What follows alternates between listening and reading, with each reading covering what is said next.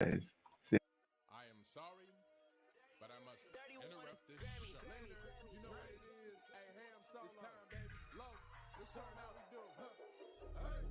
They said we said we hit. They said we said we on. They said we said we strong. They said we said go. We say that you heard right. We say that you heard right. We say that you heard right. We say that you heard right. They said we said we in. They said we said we on. They said we said strong. They said we said go. We say that you heard right. We say that you heard right. We say that you heard right. We say that you man, I swear that it's imminent. I've been going so hard on my pimpin' shit. About to go in and buy me a whip. And I pull that shit fresh off the dealership. I can leave you in red like an Xbox. Got me laughing at you like you red fox. Got you chasing Hot Wheels like a matchbox. EA running the game and it don't stop. Super cold like I'm playing for Blizzard. Got you all in my sights like Red Dead Redemption. Never gonna slip on my pimpin'. Better get out my way, bitch, I'm on a mission. Really ain't no competition. I'm steady grilling opposition. I'm get up and ready to win. They can play it how they play, but fuck what you say. I'm getting this money today. Last of us like a dying breed. Down the ride like a noble steed. Fatality moves, I make it bleed. That's on any game, that's on any screen. Shut up and give me your money. They said we so lit. Even if I take an L, we coming back just to show that we don't quit. They said we hit. They said we on. They said we strong. They said we go.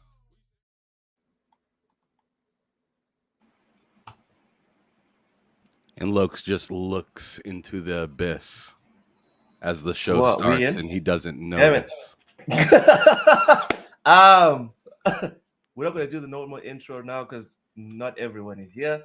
But Victor Click, Silent Cypher, Yodani, Casada, Big Mad Mo just became a member. Welcome everyone. Welcome in Timmy, Drawn TJ, Vincent Vega, and Rachie complaining about the time, but Vincent says it's tradition.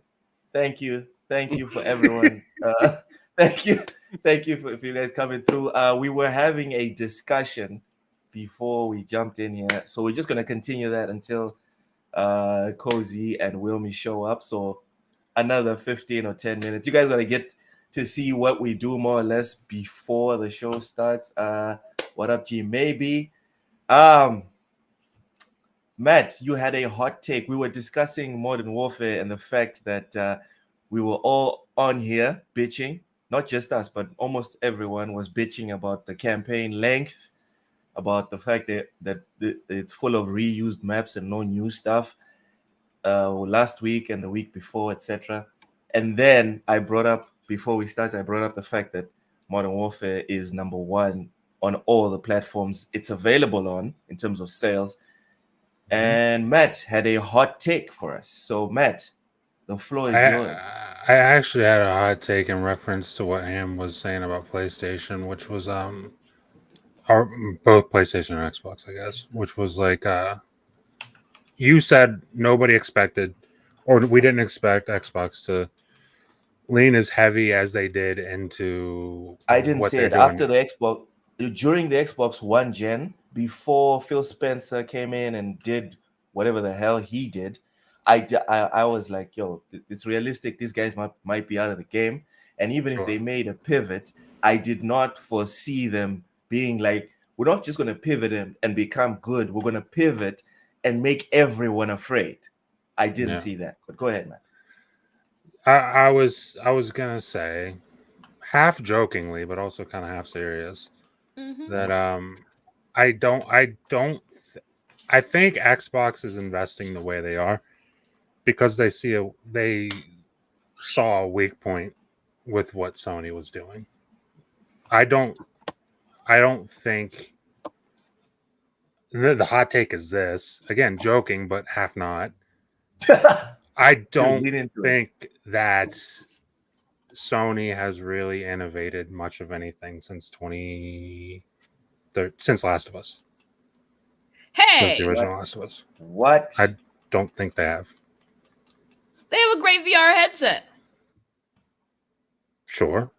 But VR headsets have existed. VR headsets have been great before. I'm not saying they're not Is it the good. only console with VR? What's that? Yeah. Yeah, it is. I'm not saying they're not good. They're like, they do, like, the reason for them not, in my opinion, innovating the way I would like them to is because they're crushing what they do now. so they don't have to go outside of what they do now, really. Although, late trends as of late kind of suggest that they might have to at some point, but that's neither here nor there. But I get like, it. they're great at what they do. They're just not innovating outside of that, and they They haven't know been. better. You could, yeah, you could. I mean, it's not for me, but yeah, lots of people would tell you yes, that is true. Like I just that's why I think Microsoft was so eager and willing to be like, you know what, fuck it, we are all in on gaming because we can totally, like, if they're gonna do the one thing that they do and they do really well, how about we do literally everything else? So they just went all in on it. That is a hot take. Like, It you weren't is. joking when you Very said you had spicy a hot take. one. It was You did spicy. not. Wow. Usually is people stutter. lead with that, and then it's like, yeah, that was kind of weak, but that one, dude, 2013. Damn. I mean, Matt came in and took a piss right on. I mean, they made Last of Us, and every game since then has been some variation of Last of Us. What? It has They've been remaking Last of Us since 2013. some variation of it, yeah. Ham. I mean, Okay, Cozy, go ahead. The Last of Us is worth it though. Yeah, it's iconic. It's that's what I'm saying. There's a reason they're doing it, because it's fucking iconic. But at the end of the day, they're still doing it. That's all I'm saying. And that's why I think it was so easy for Microsoft to be like, yeah, we can do this. There you go. Also, that makes sense because they did just depend on like a third party, whereas when you look at Nintendo, where they were like, we got this. So I feel like we're kind of just dropping this part of the conversation on everybody, but the whole way this kind of conversation started is like Matt and Loke were talking about the numbers for Call of Duty and how they were just getting to be pretty wild, right? Mm-hmm. And we're like, wow, Microsoft just stepped in and kind of grabbed Activision Blizzard. Wow is, trending up again. Yes. Diablo is trending up. Call of Duty, although the campaign is, a sleeper, not in a good way. Not in a good sense. No. Yeah. The multiplayer is the real meat and potatoes, and the nostalgia is off the charts right now. Oh yeah. Yes, 100%. That doesn't even talk, and we're not even talking about King or Call of Duty Mobile, which has a ton of people signed up for it before it's even launched. Mm-hmm. That game is already hitting numbers and it's not even launched yet. Yeah. So it's just like they're hitting all these different strides. They're, trying to work in Overwatch in there with some sort of love. Or what is it called? Cozy, did you hear about that? What? That Overwatch is having a dating sim. What? That sounds everything but a campaign. Yeah, they're kind of beating around the bush with the whole campaign. Literally everything now. but all in all, most of us are just like, it's crazy that Microsoft slipped in there and just grabbed it, and now they're cashing out with it. And then we were like, and then we're like, kind of like thinking amongst each other, and we're like, yo, but that's how Sony got into the business as well. If you look how Square was looking to do something on ROM instead of on a cartridge, right? So who was available? Sony took advantage of that situation, ran with it.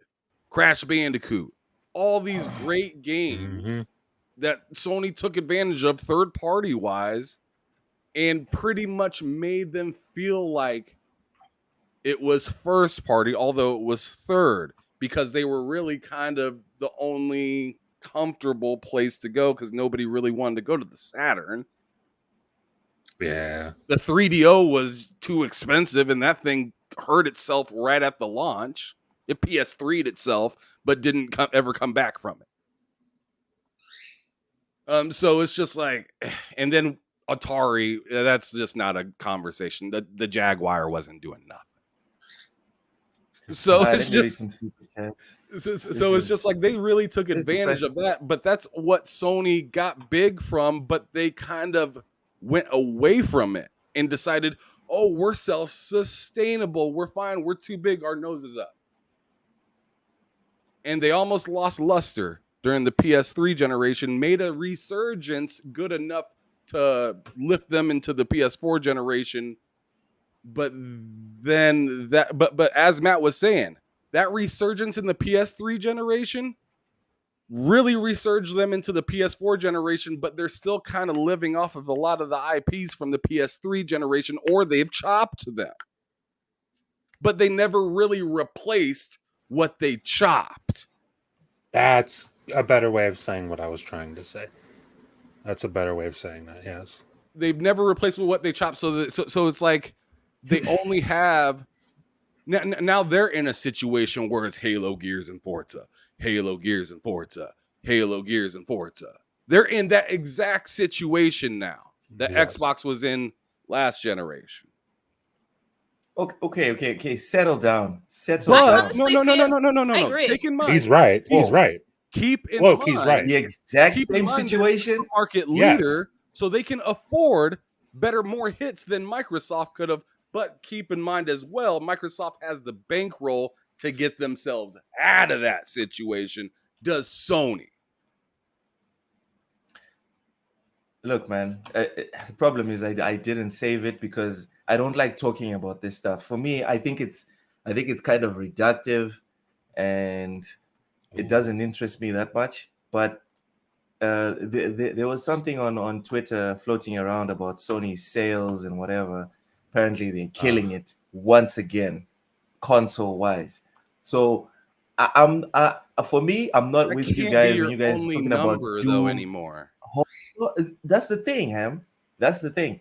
The Wait, same look, way. say what you're going to say. Say Hold what you're on, going to say. Let me finish. The same way that Microsoft can turn around and say, we're making money in this direction, and we don't care what you guys are doing on that side, which is fine with their subscriptions and now mobile and whatever. That's cool. But we also can't sit here and say that Sony is not making bank with their console sales, which is what's happening right now. I Look, agree with you guys that if you look at it objectively, right, don't put your heart in it. Since 2013, what are we really talking about in terms of innovation? All right. Yes, you could make an argument that it was like take the Last of Us part one template and run with it for almost every single other game. But that's fine, because if we're being honest as well, you could say the same thing about every other open world that came out after GTA 3. But we're not shitting on on Microsoft's versions of those games or Nintendo's versions of those games. Sure, there's little iterations, but the base of it is GTA 3. That's not a problem. I don't feel like that's the same. I feel like it's more like a household, and it's like, what sells best? The house or the stuff that's in the house? Like, and if you have constant supply of stuff that's coming in the house and going out, I think it's moves a little quicker when you have that stuff than whole, things that help run the house. I'm sorry, I'm getting that all. I'm getting my words all mixed up. So in other words, what I'm saying is, which one is more sustainable? Having the place that sells the products, or continuing to make the things that work the products. Matt, Like you said you want to say something? well, that's like I'm just because you talked about like their record profits, their console sales are through the roof. It's like that's all great and it's cool, but at the same time, it doesn't seem to be helping whatever crisis they're in. Doesn't generate that. Like the console sales is cool, but what does that generate for the fan?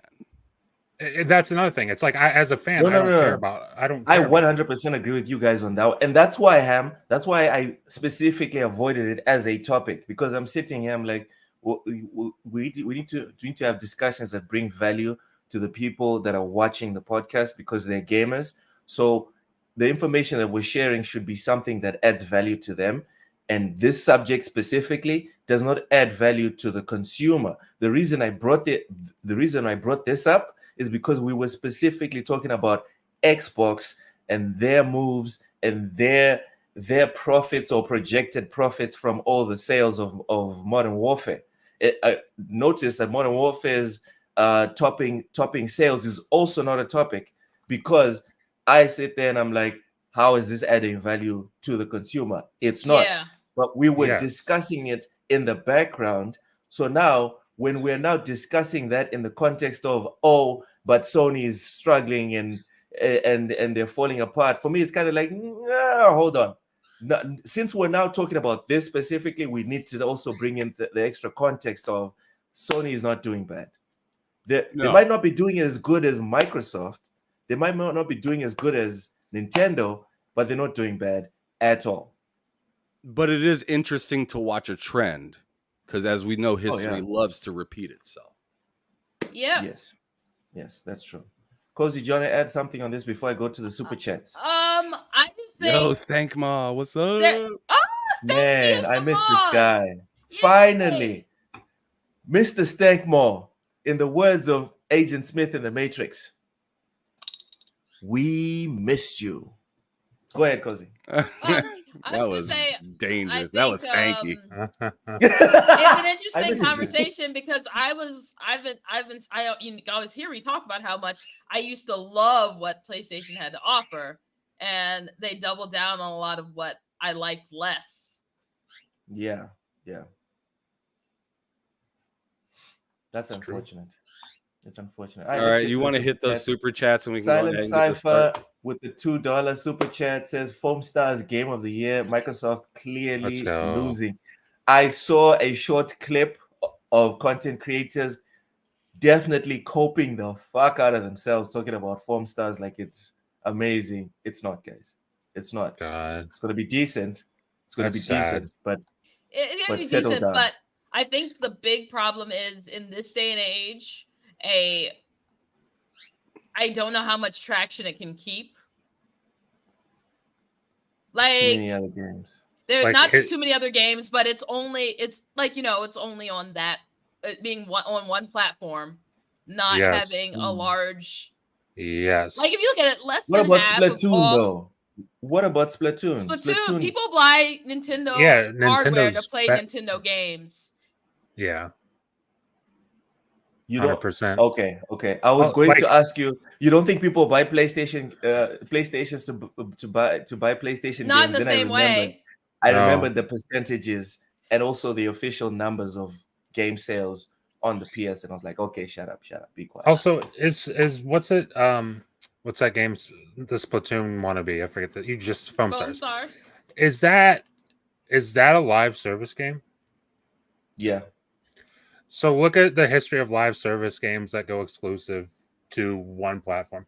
It's very rare that happens, and then it's fantastic.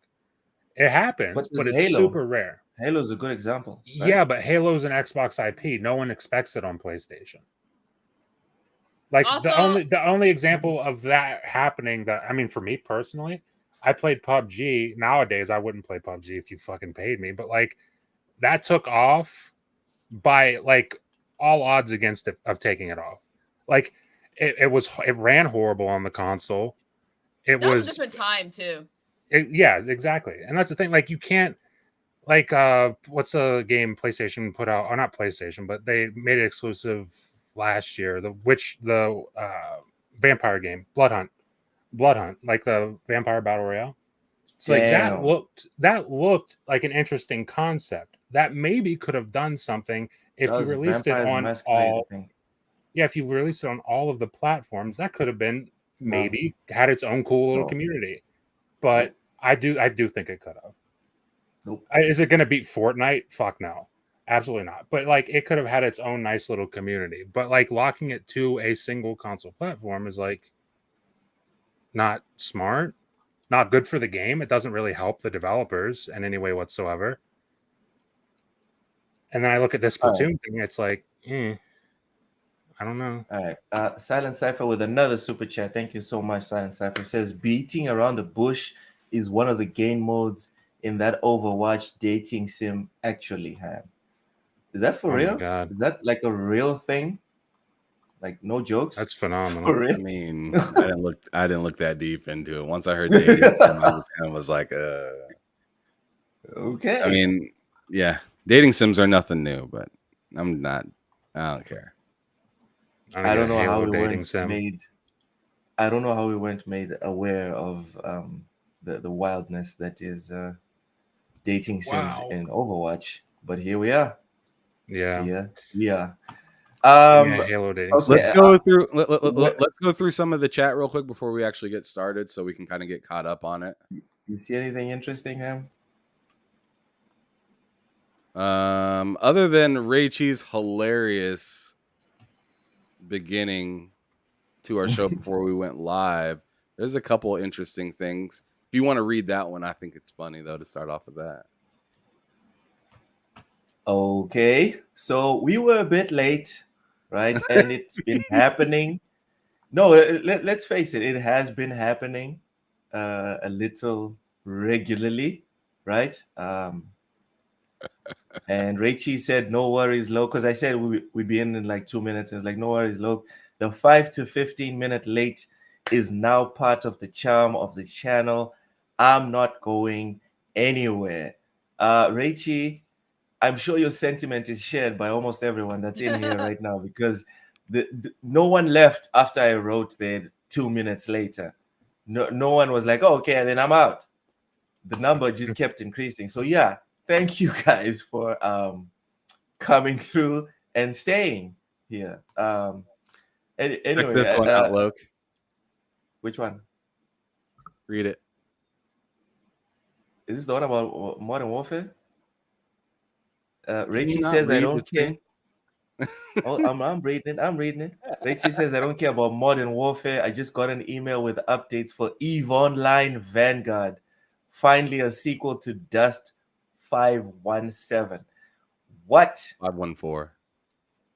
Sorry, 514. I didn't know EVE Online was still a thing. Then we got Vincent Vega right here.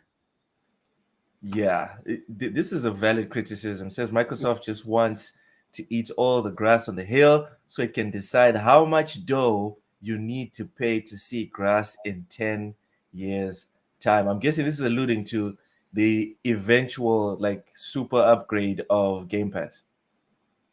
The same way Netflix is now increasing their prices exponentially, almost monthly at this point.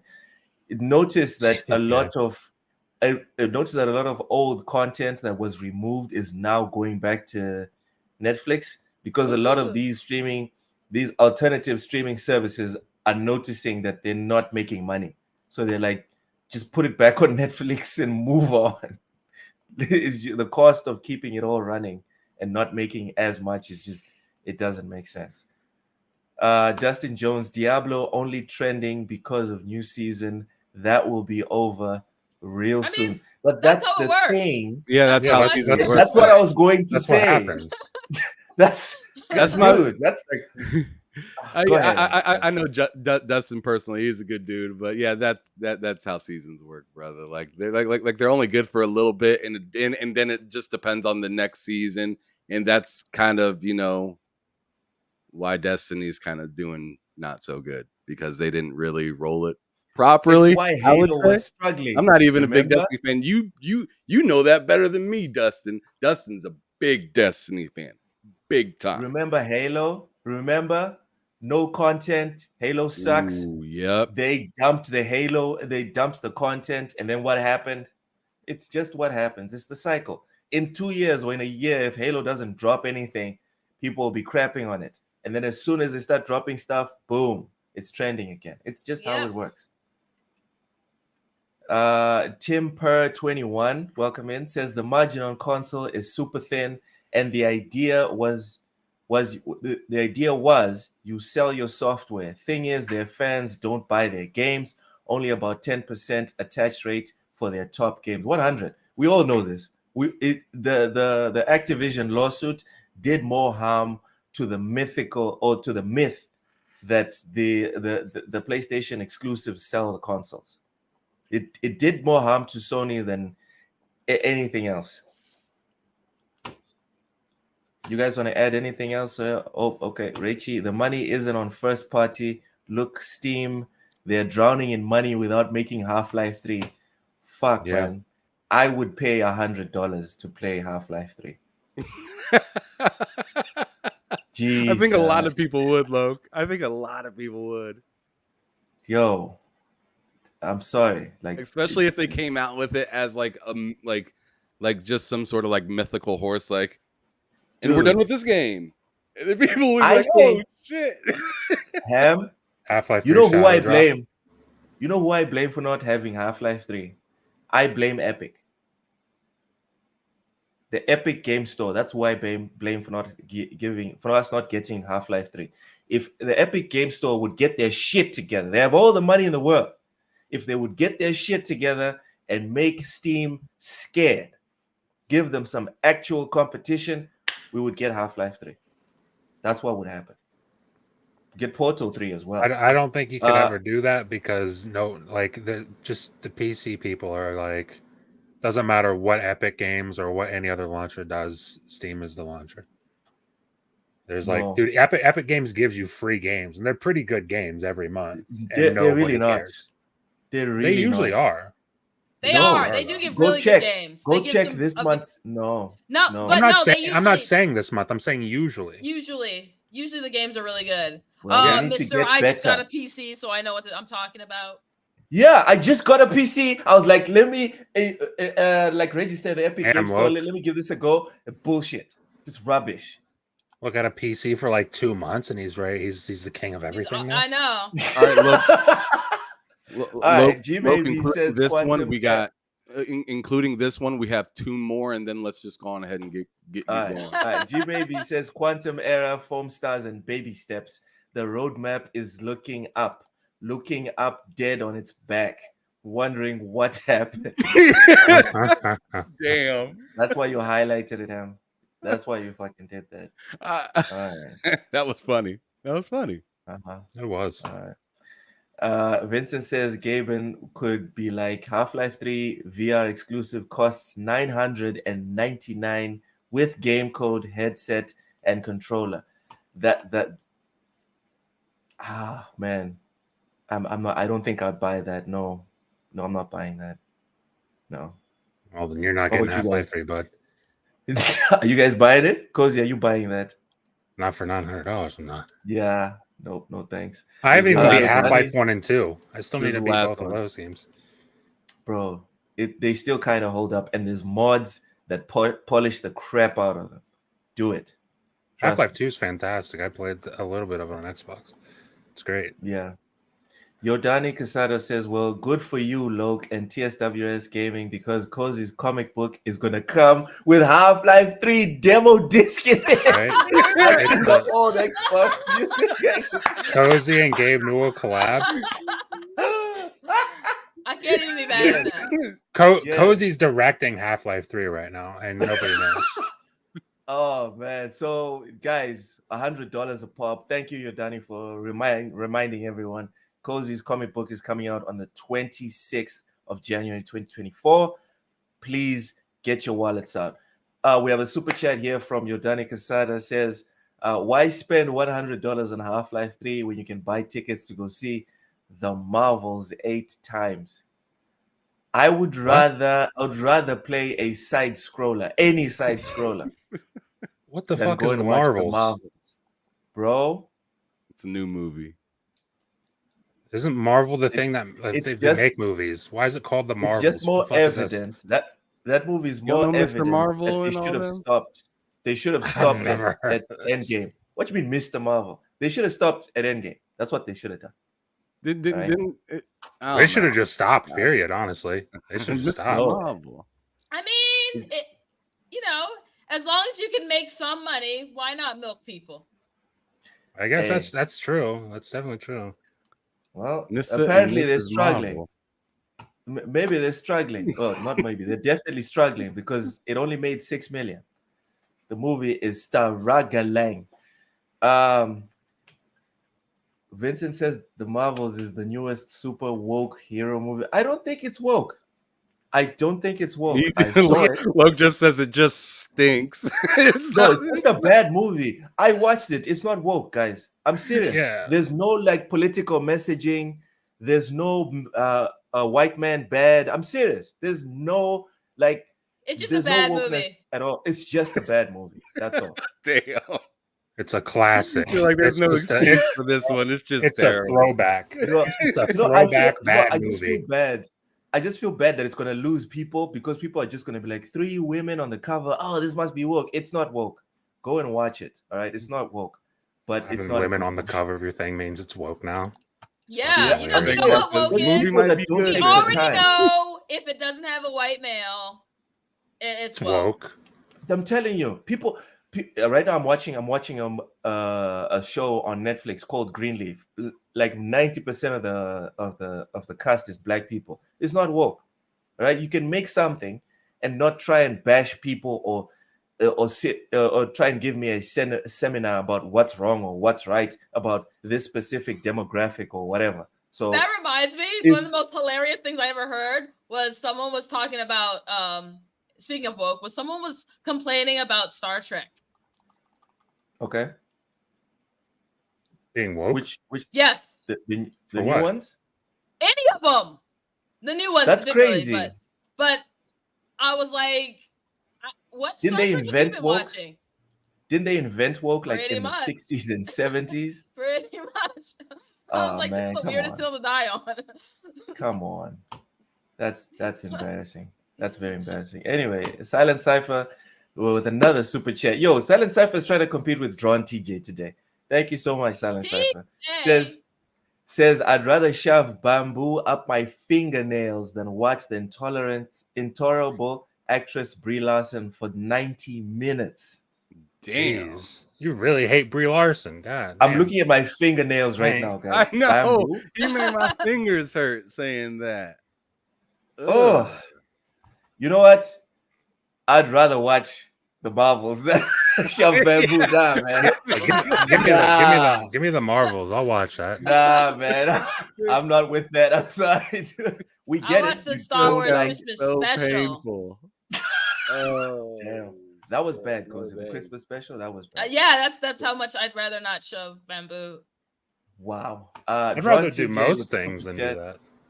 that. John TJ, thank you so much with his first super chat of the night. Says, hi guys, happy 1000. Hi Loke, my little Texan pony.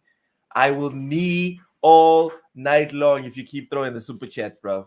Just whatever you want, dog. Just keep throwing super chats. Wow. What? I'm not Don't gonna ever sit do there that and cap again, Cozy. dog. Don't I'm ever not do gonna that cap- again.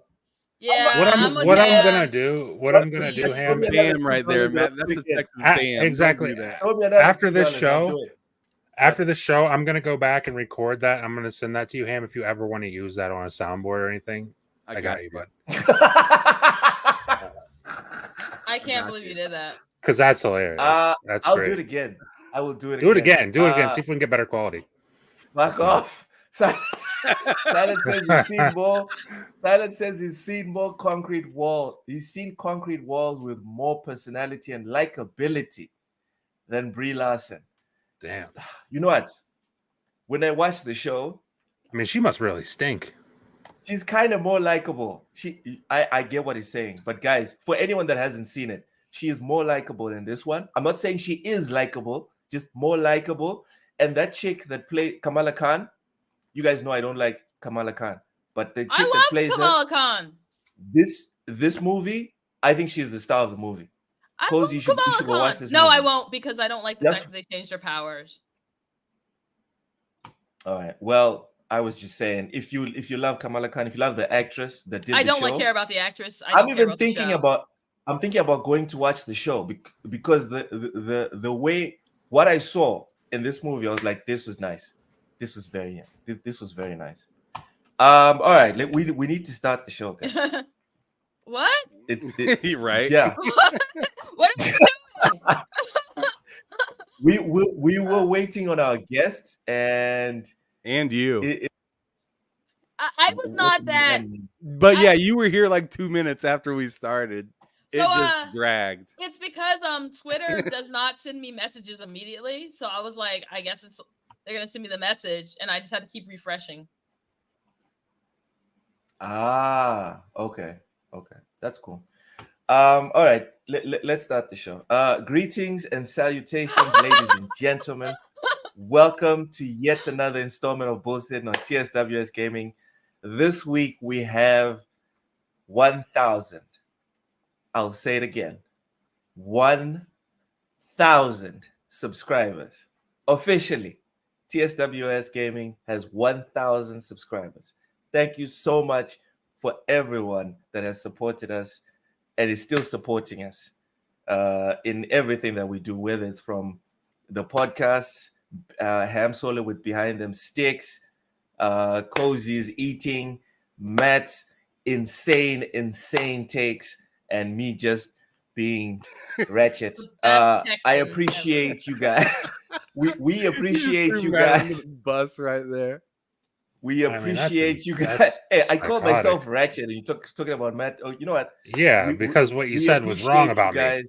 We appreciate you guys. It's spreading And lies on my We name. cannot wait. We cannot wait until we get like the next 10 followers. Oh, sorry, subscribers. 10. Your Drawn TJ with That's Super another Chat says 1K. Brie Larson looks good enough to get in the bedroom with, but her acting is wow. Hey, Damn. short term 12 is like really good. That was a hot take.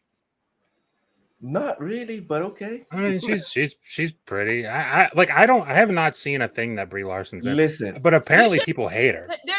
They hate her because of what she said. But if you've ever seen like I there's mean, a movie I called don't even know Short what she Term said. What'd you 12. say? Yeah, what'd she say? I don't know something. I don't know. What'd she say, Cozy? I don't listen. I actually honestly What'd don't know. you so I say, can't- Cozy? I know. I have to look it up. I have to look it up, but because the thing is, I don't pay attention to what celebrities say. I know what she said though. Smart. He knows what she said. Smart. She said, I don't pay attention. What'd you say? What'd you say, Luke? Don't. Yeah, what she Among said. other things,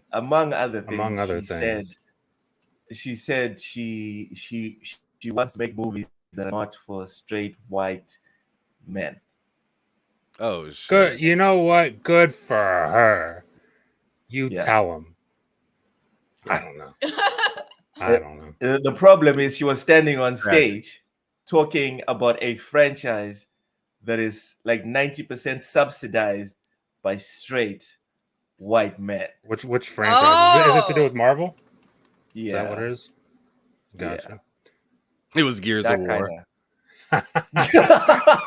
She's No. directing Gears of War movies now. You know what? It kind of fits. It's fine. Gears of War. You know what? She should play the main protagonist in the first Gears of War movie. No, I think that would be Marcus apropos. Phoenix.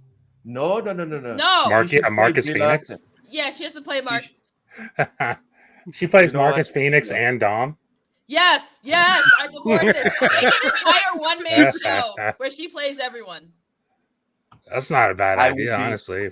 If we're gonna get Gears wild, of let's get War was wild. Still viable. If Gears of War was still a viable franchise for me, I would be heartbroken by what you guys are saying. Now it's just like, whatever. I'm sorry. Anyways, Sorry you feel that way. anyways, guys, 1,000 subscribers. Let's go down the line.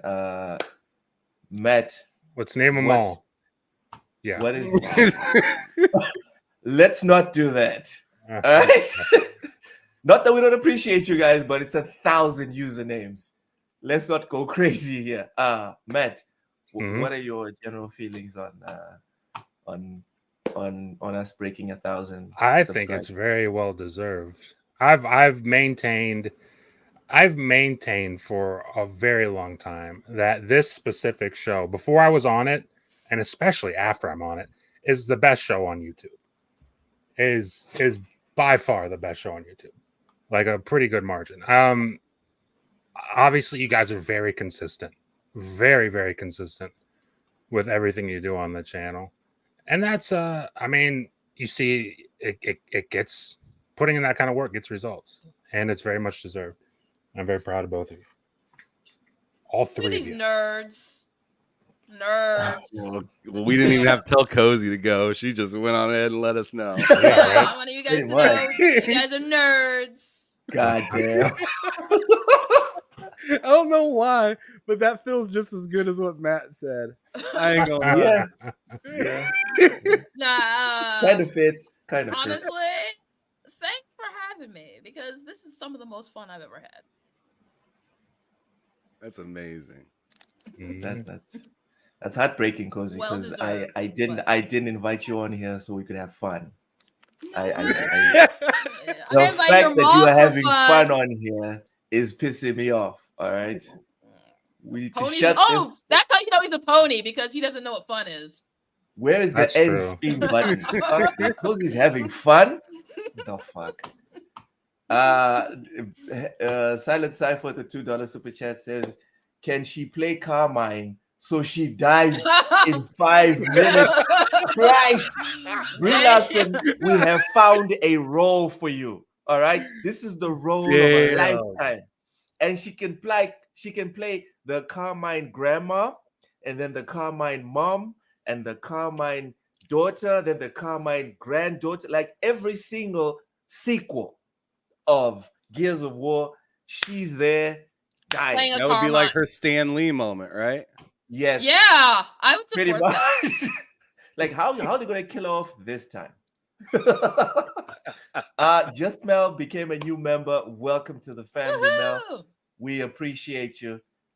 Okay, Blind Giant Scott has got a super chat. Says congratulations on 1K. Very well deserved. Blind Giant, thank you so much for all the new subscribers and members.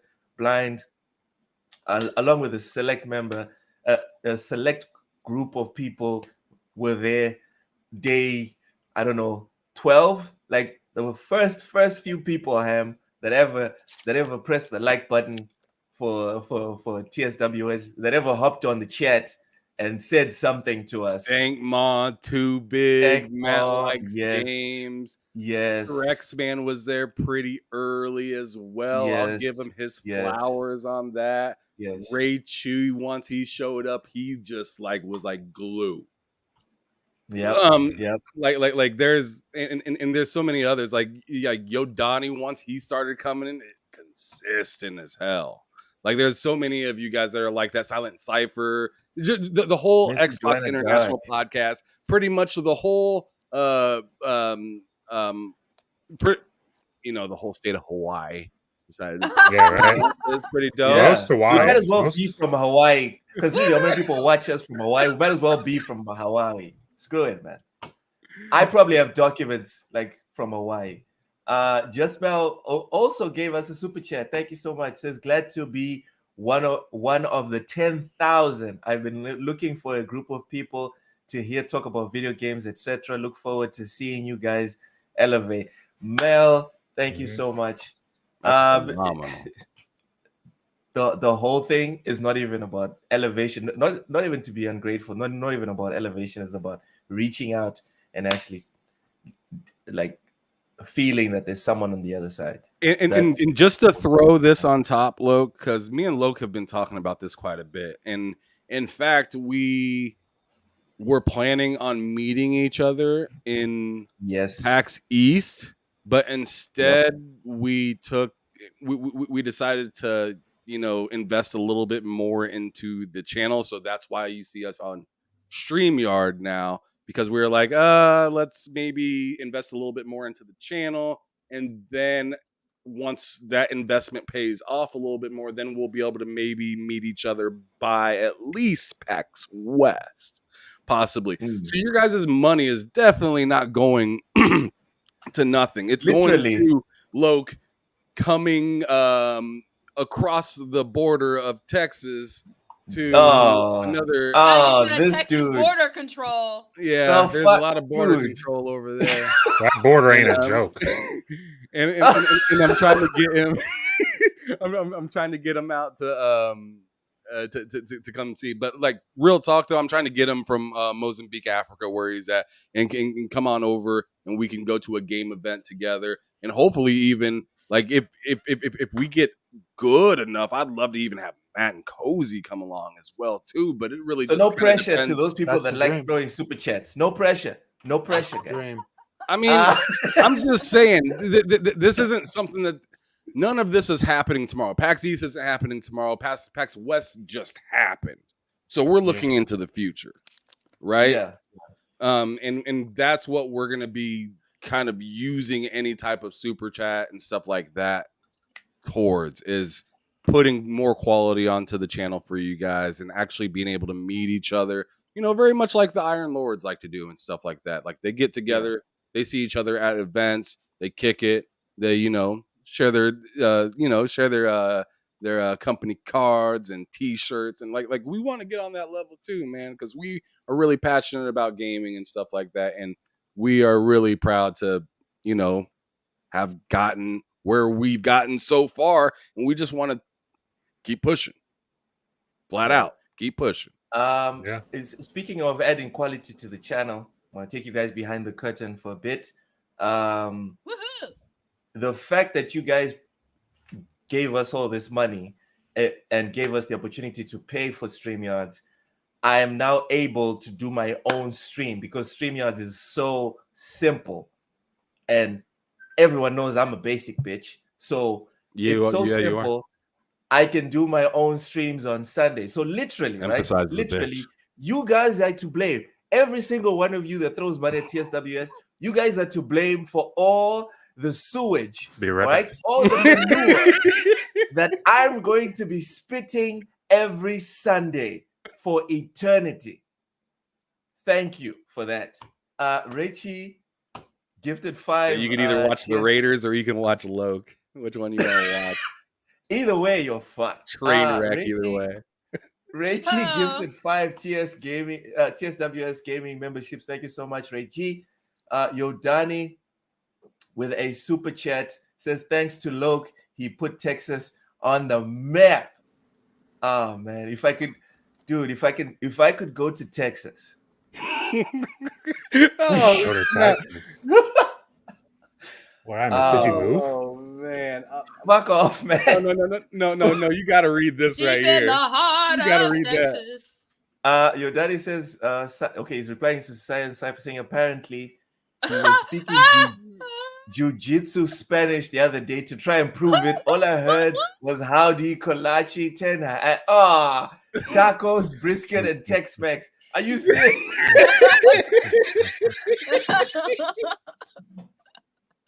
Oh, yo. All right. You know what? Ham, your thoughts on the channel reaching 1,000 subs? I feel like I just got done doing it with all the stuff I just got done saying. Like I'm just really happy. Hard work paid off, and I mean, we're doing things that we talked about in party chats the first time that we ever went through a way out together. Our very first game that me and Loke met each other, we met up each other to play from Twitter. Like I like talked to him on Twitter and was like, "Yo, you seem pretty dope." And then he told me he was from Africa, and I was like, "This is some bullshit." like, be honest, Sam. Be honest. Ain't really from Africa. And then he proved it and whatnot, and then we had to schedule times to be able to play, which it was kind of tough to be able to do that, but we got through Gears, Hive Busters, right? Yes, we did Hive Busters together. That was the first game that we played, and then A Way Out, and we played a couple other games after no. that. A Way Out was the first one, Ham. A Way Out was the first one. I That's thought the why. first one was Hive Busters. No, it was A Way Out because I remember talking about you to my wife and talking about the premise for A Way Out, and she's like, "That sounds like some gay shit." Oh, What? Yeah. And then don't forget, Ham. The first time we played, I stayed up until 3 a.m. my time, and the wife even asked like to speak to you on the headset because she was like, "There's no way you've been on the thingy with a dude for more than 6 hours," and then you guys had that awkward interaction, but it was worth it, right? I mean, look at us today. yeah, it's pretty Just nuts. say. It's pretty nuts. It was just a little over 2 years ago. That's No. crazy. What are you doing to my husband? Sour Blow with the $2 super chat says, "Congratulations, guys. This is only the beginning." Man, Ham said something similar to that the other day, and I almost teared up. It is. So, yeah. Stagmore is howling. Stagmore, my heart is exploding right now. I haven't seen you in a minute, bro. Aw. I miss seeing your chats in there. Seriously. Stanley Francois, what's happening? Congrats. Yeah, Stanley's also been very consistent. He's It's been been here very fun. forever. You know, one of Yeah. the funniest motherfuckers that we've had come through here is probably Vic the Click, though. He's one of my favorite dudes. He'd come in here and say some shit because he'd be saying some wild shit about Cozy. And I'm here to advertise that he needs to continue that. But Thirsty. I like thirsty. You know what I mean? Like proper thirsty. That's Vic all the Click. right, look, it's been long enough. Let's go ahead and get into the show. Let's get to it. So the first topic today is Rockstar setting the release for the first trailer for GTA 6 to next month. Christmas is early, ladies and gentlemen. Let's go. This is from Game Informer. Rockstar Games will release the first trailer for its highly anticipated sequel to 2013's Grand Theft Auto 5, which became the most profitable entertainment product of all time in 2018.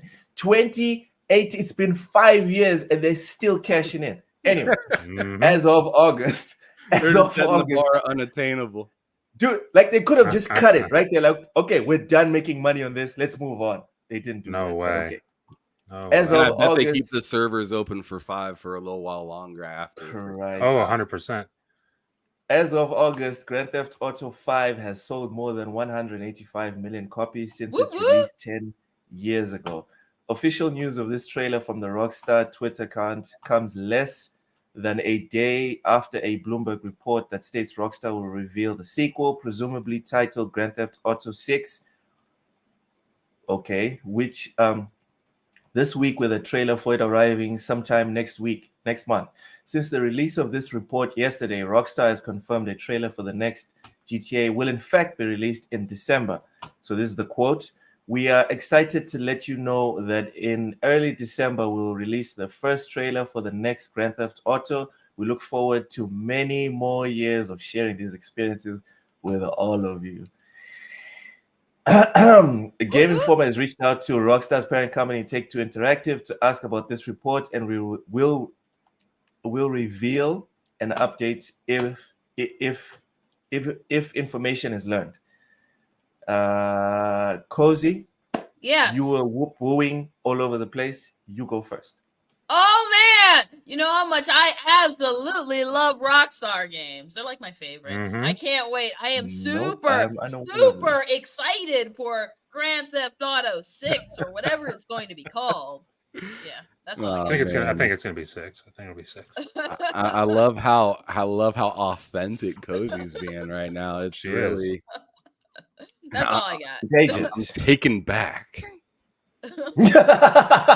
Wow.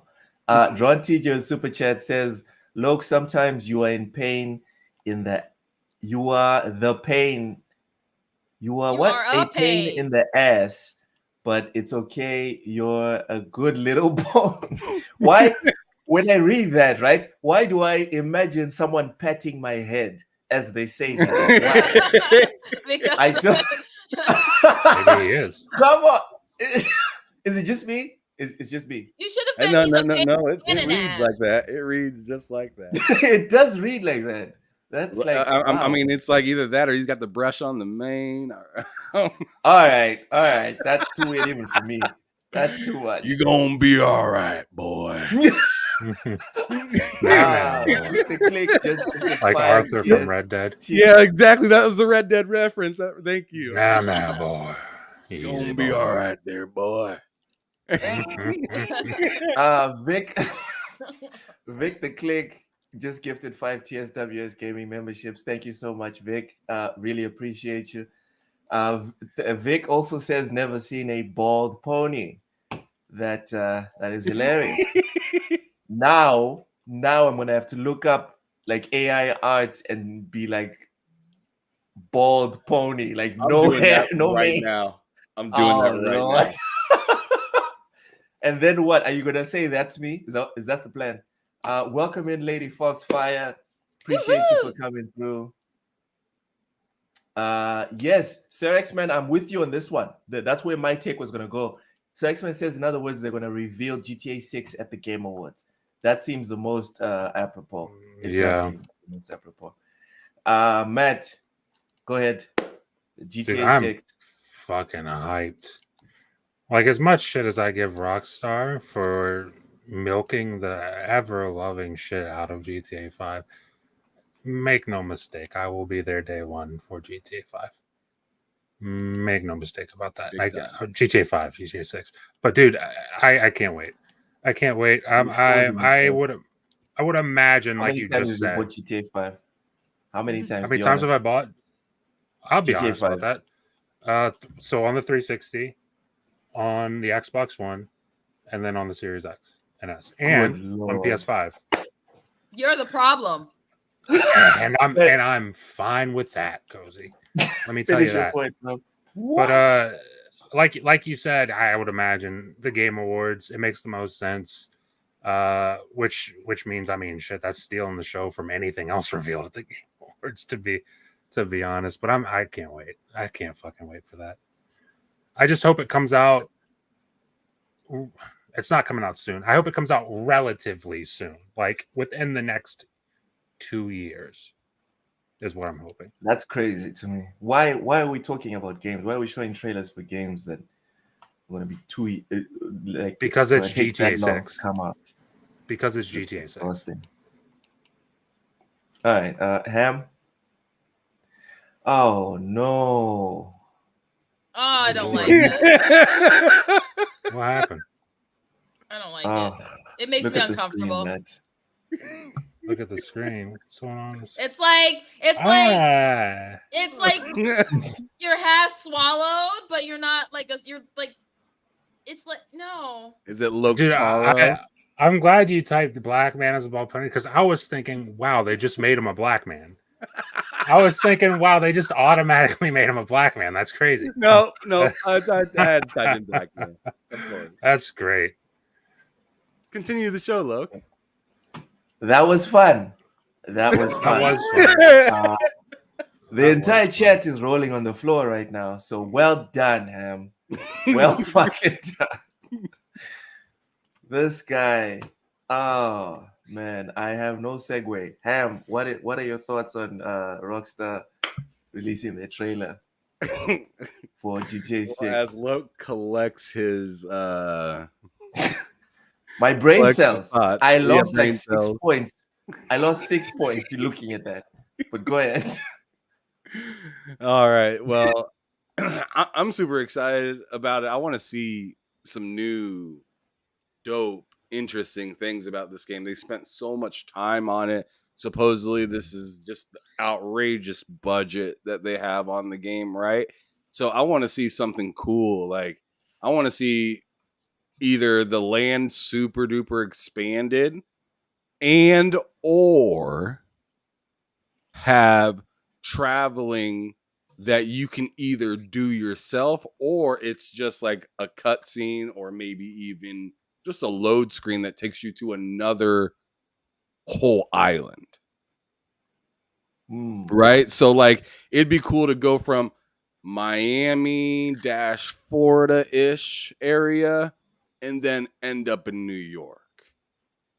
And another thing that I was thinking would be really dope to see in it is the homage be paid if they are doing Vice City, right? And if they're doing anything in another place that they've done before. I would like to see more homage being paid forward. Like when they did GTA 4, all I could think about is the main is the main character from 3, right? And I'm just wondering, where is this person at in the game? You ended up seeing him actually in San Andreas, right? When you're doing the races. But but I don't remember if you actually ever seen him or how many references were pointed to him in 4. Matt, you'd be able to tell me better than that because that's your game. I want to say there was a reference to the dude from GTA 3 on like in the beginning. It was either in the beginning or the end of GTA 4. They said they heard about some guy who used to be around and they don't know what happened to him, kind of thing. Some mystery surrounding it. I don't know. Yeah, see, I want him to do better than that. Yeah, it would be nice. Be more direct. Like I'd like to actually see that person in the game. Like when I seen him in the game in San Andreas, I was like, "Yo, he's taking my girl." That was me. Like you're like the Spider-Man thing. We're pointing at each other. Like, hold on a second. I played as you, and now you taking my like. Whoa. Also, that shit was crazy in San Andreas, though. But I had a massive crush on her. I'm toxic as fuck. But wait, on who? Hold on, what I missed? I'm saying, Catalina. She was like, wasn't she actually the one. GTA 3 at the? Was she in GTA 3 at the beginning? I don't remember. Was that the girl? Is that the girl with like the lipstick and the red jacket? Are you talking about that, or what are we talking about? I don't think so. No, not the girl with the lipstick and the red jacket. But anyways, continuing on, because we're gonna go way off topic if I don't. We sure are. Pretty much. I mean, we're already going into Catalina. I'm just saying. But I'm just saying. You would like that. Yeah, I mean, I don't know why you phrased it like that. That's insane. I would keep like going, that. him. No, we went off topic because Loke decided to describe his crush. Yes, it had nothing to do with us. Crazy, and she's sexy, and the graphics don't do her any justice. Those hips, Lord in heaven. See, that's what I talk about when people say, "You okay, Loke? What's going on?" Did you guys play San Andreas? Did you guys play San Andreas? I love San Andreas. I don't think you did. If you guys don't remember 1,000% Catalina, y'all didn't play GTA San Andreas. But the thing is, I just described what happened. I also don't know how old. I don't know how much older you are than I am to where, because like when I played that, I was a kid, so I wasn't looking at this chick's hips and shit, getting all hypnotized. She can make things happen. That man literally was hypnotized. He was in. All right, let's move on. But anyways, yeah, thank you. Very quiet. Moving on. Very quiet. Right. All right, moving on. But yeah, I'd like to see more homage be paid to it. I think it'd be insane if you're playing as like, it's supposed to be like a Bonnie and Clyde kind of thing, supposedly, right? Mm-hmm. I think it'd be dope if you both ended up like at some point working for or having to work through Tommy Vercetti. I think that would be nuts. Having him be part of that, going back to that Scarface-like mansion. You know what I'm saying? Like that would be crazy. Seeing all that all over again, and whatnot. That'd be wild. Seeing some of the pictures of what it looked like before. But anyways, because as we've seen, nostalgia has been crushing it. We just got into talking about Call of Duty and what they've been doing, and the more you pay homage to that kind of stuff, the more people will remember and like that kind of stuff. So that's the kind of stuff I want to see from GTA 6 when it comes out. All right, moving on. BioWare and new Mass Effect 5 trailer teases original trilogy, Andromeda, and maybe a new protagonist. So BioWare, the developer behind EA's Dragon Age and Mass Effect franchises, has released a new trailer for the next Mass Effect game, and it teases a connection to the original trilogy and the Andromeda sequel, and maybe even a new protagonist. Since yesterday was November 7th, known as N7, well, this was a couple of days ago, today's the 10th, Yesterday? but okay. Okay. Again, Get it I'm right. reading the article. All right, the article. Settle down, Cozy. We know how you're sensitive about Mass Effect. I'm gonna Okay. As a reference to the N7 Systems Alliance military in the series, BioWare launched a countdown on the Special Mass Effect Epsilon webpage. A decoded message says the following on the site: access code Epsilon, access code accepted, secondary encryption detected, a bunch of random stuff and X's, Andromeda distress signal detected, year sent, redacted, audio transcript.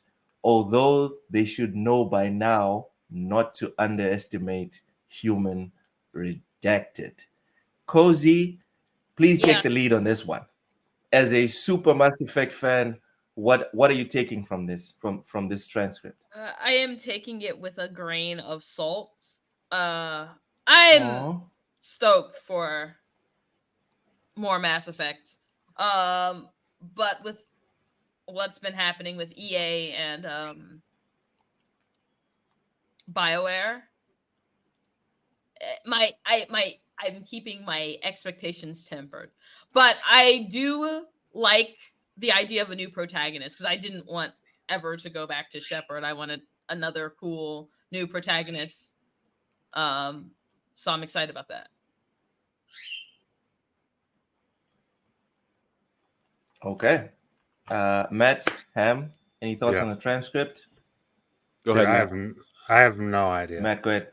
I don't like that was like a it was like a 5-second clip.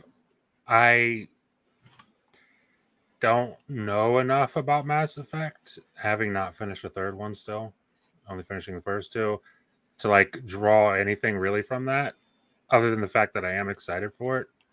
But I don't know. I can't say anything for sure about that. Yeah, Ham? I don't like beat around the bush messages, so I don't care. I just was just like, oh, a new Mass Effect. And we've known that they were working on a new Mass Effect, so it's just like, oh, if you're gonna make it cryptic, then okay, whatever. I'll liked wait it. for somebody to crack it, and then I'll get interested. What? You're not gonna I'm wait not for gonna it. try to crack that shit myself. I'm good to go, bud. I agree, Rachel. Cozy, But there's some slander. What? You agree with this about the Batarians? yes, but if you played Mass Effect and you were actually reading what happened, the Batarians were virtually, not only were they screwed over in the beginning of the game, like I don't think you understood. They basically had no planet and they were stuck wherever they were. And then by the end of 3, it's like, oh, so they're virtually like an endangered species. Wow. Okay. Sapo says Shepard's dead, like dead. I don't know, man. I do like that fit Is though. anyone ever properly dead? Yeah, that fit looks nice. I mean, All how right, much carrying on. Shepard is even good human anymore by the end? That's true. That's true. Spoilers for Mass Effect 3. Let's go back to the article. Then, following this teaser, BioWare released a 30-second trailer that hints at a connection to those original games.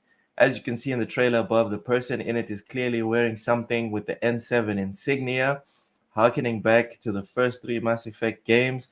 And while we don't yet know who this character is, given the way BioWare is hyping them up, we wouldn't be surprised if they were the next Mass Effect protagonist. Here's a better look at them. I'm gonna go first on this one. This looks like a nice fit, but that helmet looks really off. I know you can switch things up and down, but I like playing most of the Mass Effect games with like the stock uniforms, stock helmets, stock everything. For me, it's more immersive in terms of like the role playing aspect. I don't like that helmet. Anyway, I like it. Go ahead. I also like the helmet. I think the Yeah, I was entire about fit to is say. good. The helmet and whatever. What do you know about design, even, Loke? It looks like a dark version of Nothing, I guess. something from Starfield. An even darker Oh version. no. Also, how Let's many not helmet talk about designs stuff. for real are there? Like when you think about it, So- like especially if it's like, oh, a humanoid kind of creature. How many helmet designs do you think there are? Like they're gonna actually be comfortable. Again, That coat's dope. there's Though. something about it that doesn't vibe for me. That coat is really. I want that coat. That coat. It is reminds me dope. of Persona. Reminds me of Persona. That reminds me of one of the suits for Miles Morales in Spider-Man too. Oh my god! All right, we're done. It does. Moving on. It actually. No, I'm not even joking. Oh, I'm sure you're not, bud. I don't know Oh, what I man. said wrong. Holy shit! I guess we're moving on. Next up, we have again more Mass Effect news. The next Mass Effect isn't expected until 2029. You did not read or hear that wrong. 2029 or later. So let's see if this has legs. During Giant Bomb's Game Mess morning show on Wednesday, the site's Jeff Grubb and Tamor Hussein both shared that according to their sources, the game is still a long way off. Also, this is Jeff Grubb. Okay, you want some original reporting? Grubb said this game is just nowhere near coming out. I was told that when they revealed Dragon Age Dreadwolf in 2018, this is similar in terms of timeline. That was announced in 2018, and we're not getting that game until maybe next year. So now do the math for that, and we're talking 2029 for Mass Effect 5. Hussein replied, I've heard some things as well, and this game is so far away.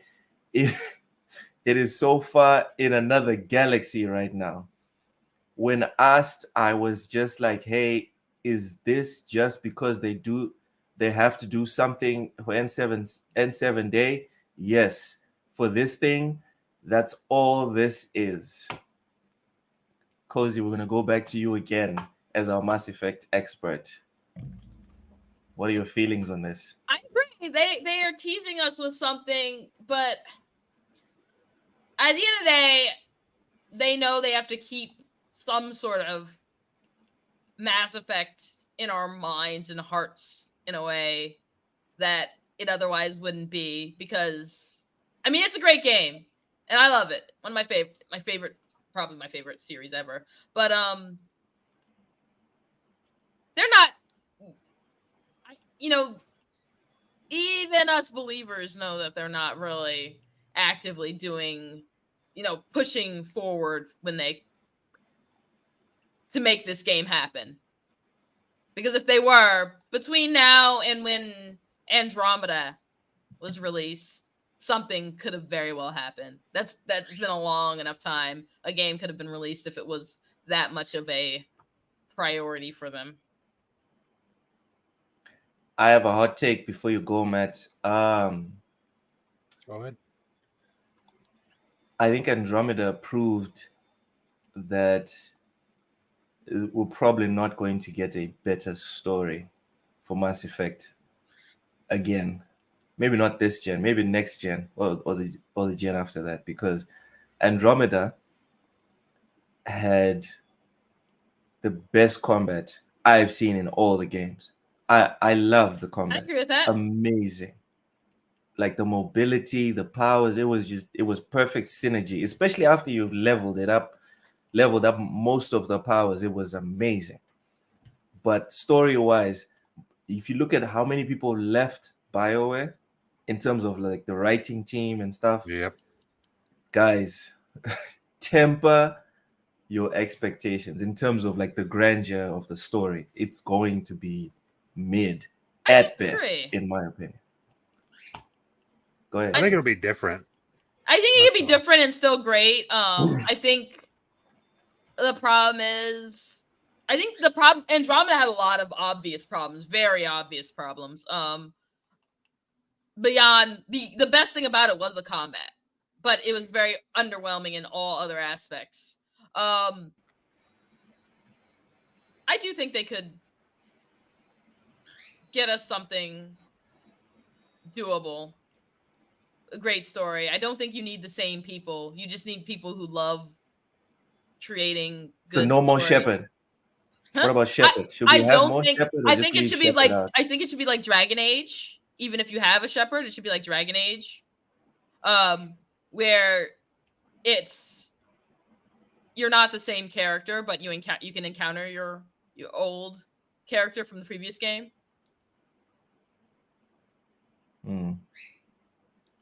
I wouldn't want it to be Shepherd. Lots of different dynamics that would take place. I think it'd be much more sensible for it to be someone else. And you just build a story around them and like whatever story you want to tell out in the universe. And there's like lots of stories because there were lots of things that weren't discussed out in the universe that can still be fascinating stories. Dude, the first Contact. Like that's a game in and of itself. Exactly. Just make a game of the first 20 years with the what are they called? I'm forgetting. Garrus's race, I'm forgetting. Turians. Turians, because that was the first Contact. That would have been awesome. That would be an awesome concept to go with. Even see that's how you can start with Shepherd. No, but Shepherd wasn't there. No, he wasn't. He came in way after. Okay, Matt, thoughts? Yep. On 2029 or later. I mean, I'm not too surprised. Like, I mean, we haven't heard anything. They showed like a logo, or not a logo, but like a little teaser for it years and years ago. And all these years later, all we have is like just some person walking. I really want that jacket, that coat. Yeah, like it looks cool, but it's like I'm not too surprised. Ham, your mic's off. Your mic's off. No, I was just saying the cleanest walk that we've seen in a minute. That's all we get. Yeah, pretty much. Ouch. It makes sense that this is 2029. Next year there'll be an animation of the character walking into a ship or jumping on a ship. Progress, guys. Progress. Moving on. JPEG. No, not moving on yet, brother. You see? Sorry. You know what? I see Mass Effect over here trying to. I see Mass Effect over here trying to skip the Series S. I see what you're doing out there. I see what you're doing out there trying to skip the Series S. I see what you're doing. He does see. The news came out recently. The Series S is making people actually look deep into their games and figure out ways to make things properly, right?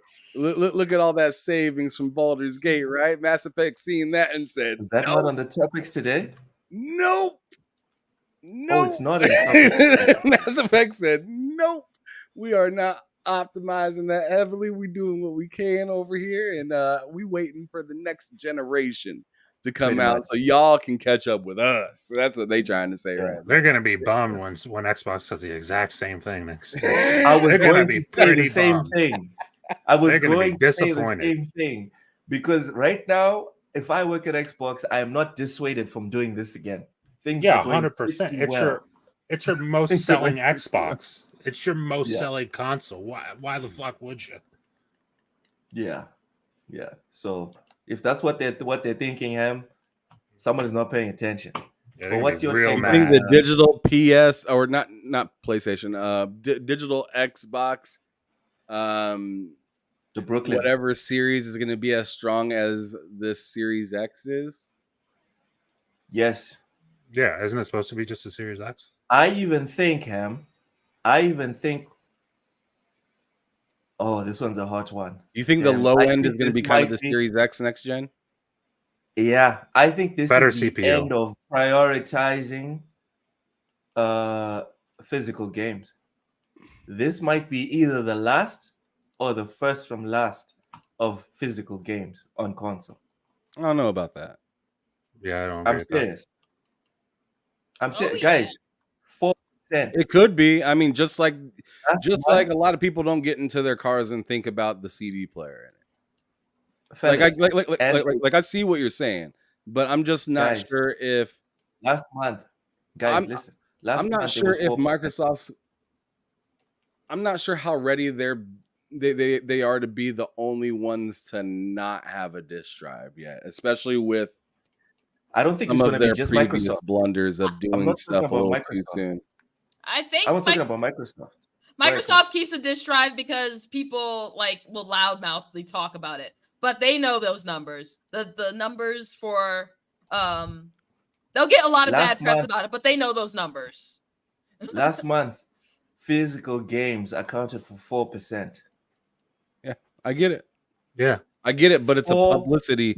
But part of it's in the publicity. single day, people. Yeah, It's but over. but it's not only 4% of people who care about it. Like, yeah, it's only, it's kind of what Cozy was saying. Like, it's, you do that for public, just for in the public eye. They have, oh, they're still doing that. That's nice. Because like more than 4% of people bitch about it on Twitter. More than 4% of people bitch about it in general. Like what's the game? I just beat Alan Wake 2 came out. It's only digital. More than 4% of people bitched about that game being only digital. But Twitter is not the real world. I'm not talking about just Twitter. I'm talking about in general. Twitter kept I'm not but talking those about Twitter. people actually for inform TV shows impressions. like. I'm not talking about Twitter. Sorry, go ahead, Coach. No, he's right when he says that you get those people talking about it, but there's especially when you're already like kind of like have a marginal presence, people talking about something that you don't have like in a negative way can influence, a lot of other people. Exactly. Especially with PlayStation, not so much because it's got a bigger, wider, larger audience. But when your audience is smaller, you gotta play things a lot more carefully. I'd actually only just be disappointed because I don't have a dedicated Blu-ray player, and that's like the only reason. Like, I don't buy physical games, but I do use the Blu-ray player. All right. Ham, what's your take on Mass Effect 2029 or later?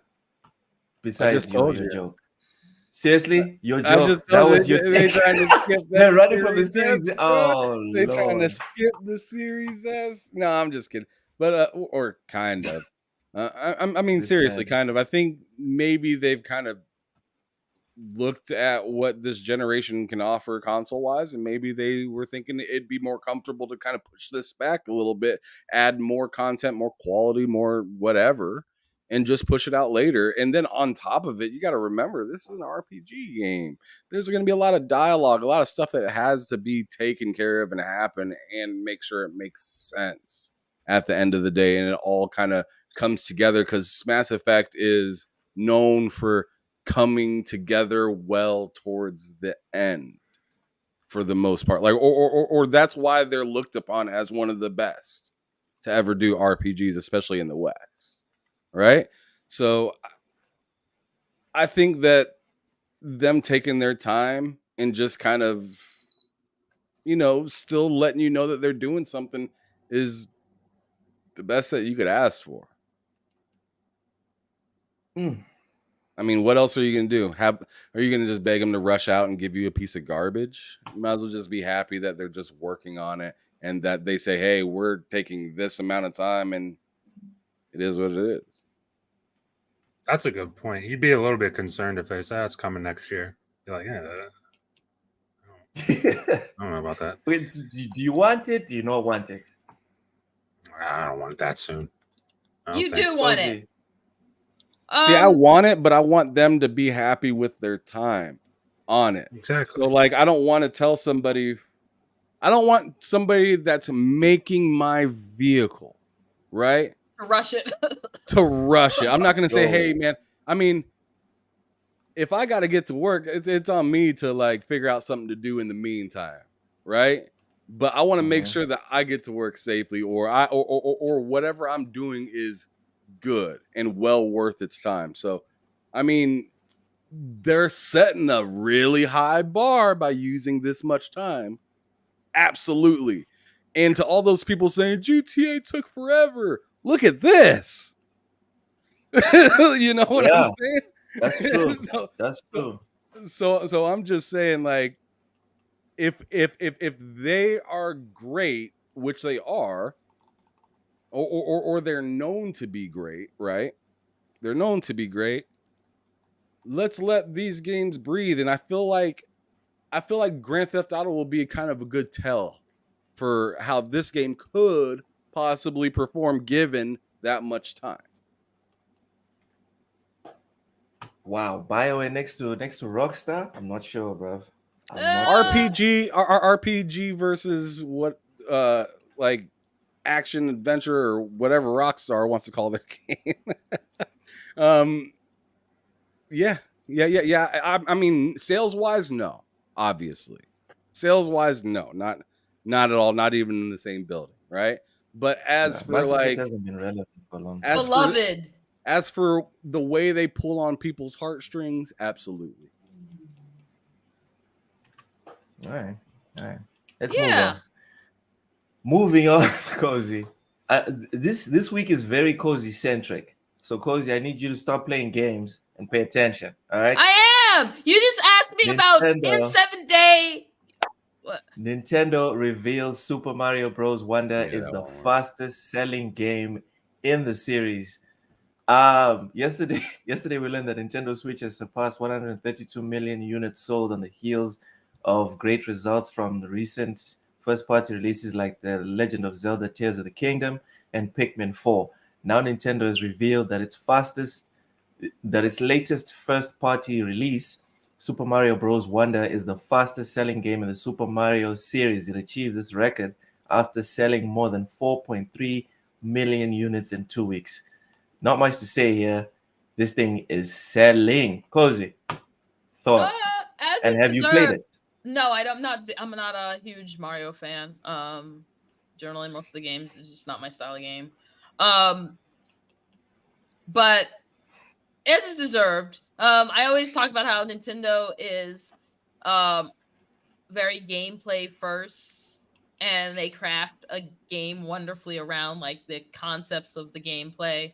And so that's why I'm always happy when their games sell well, because like no matter what people say, it's like they make great games. Like when you can say they're not for you, but their games are solid. I would actually be more interested in see what's going on with Pikmin, because that's like one of their not as wonderful sellers. It doesn't sell like terrible, but hey.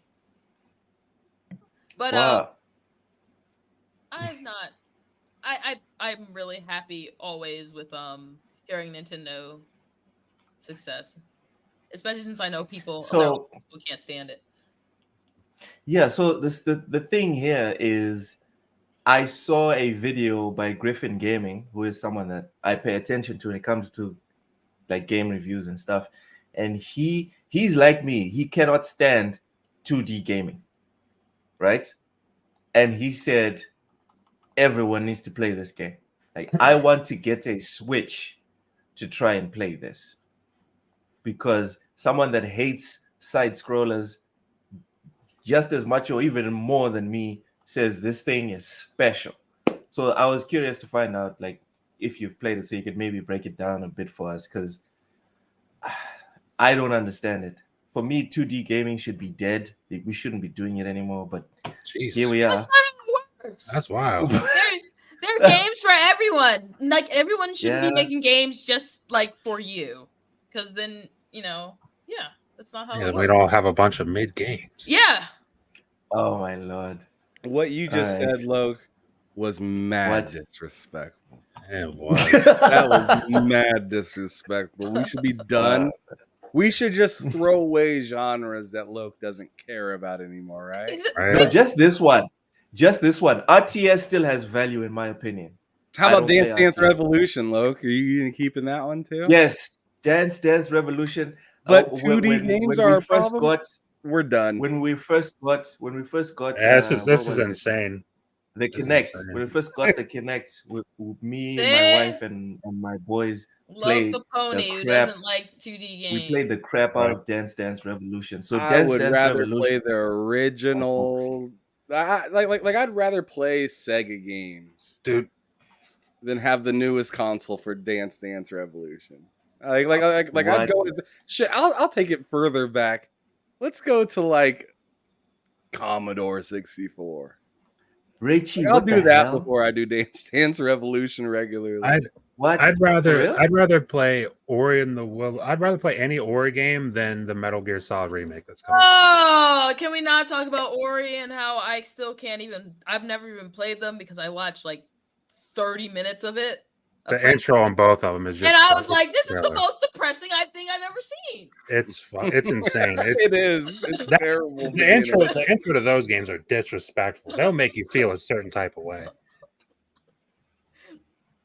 Vincent, DM me this emulator stuff.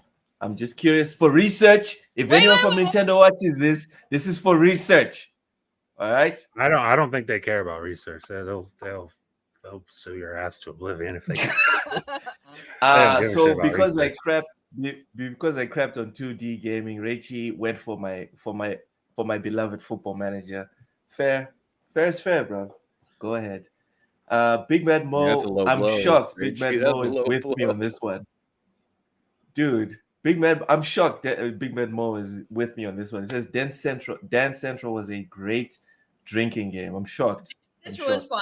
You'll never hear me not say it. Oh, okay. So I keep my 360 hooked up is just for Dance Central. Okay, so we have some people that are loving that are actually playing Mario Wonder. Yodani says I'm loving Mario Wonder.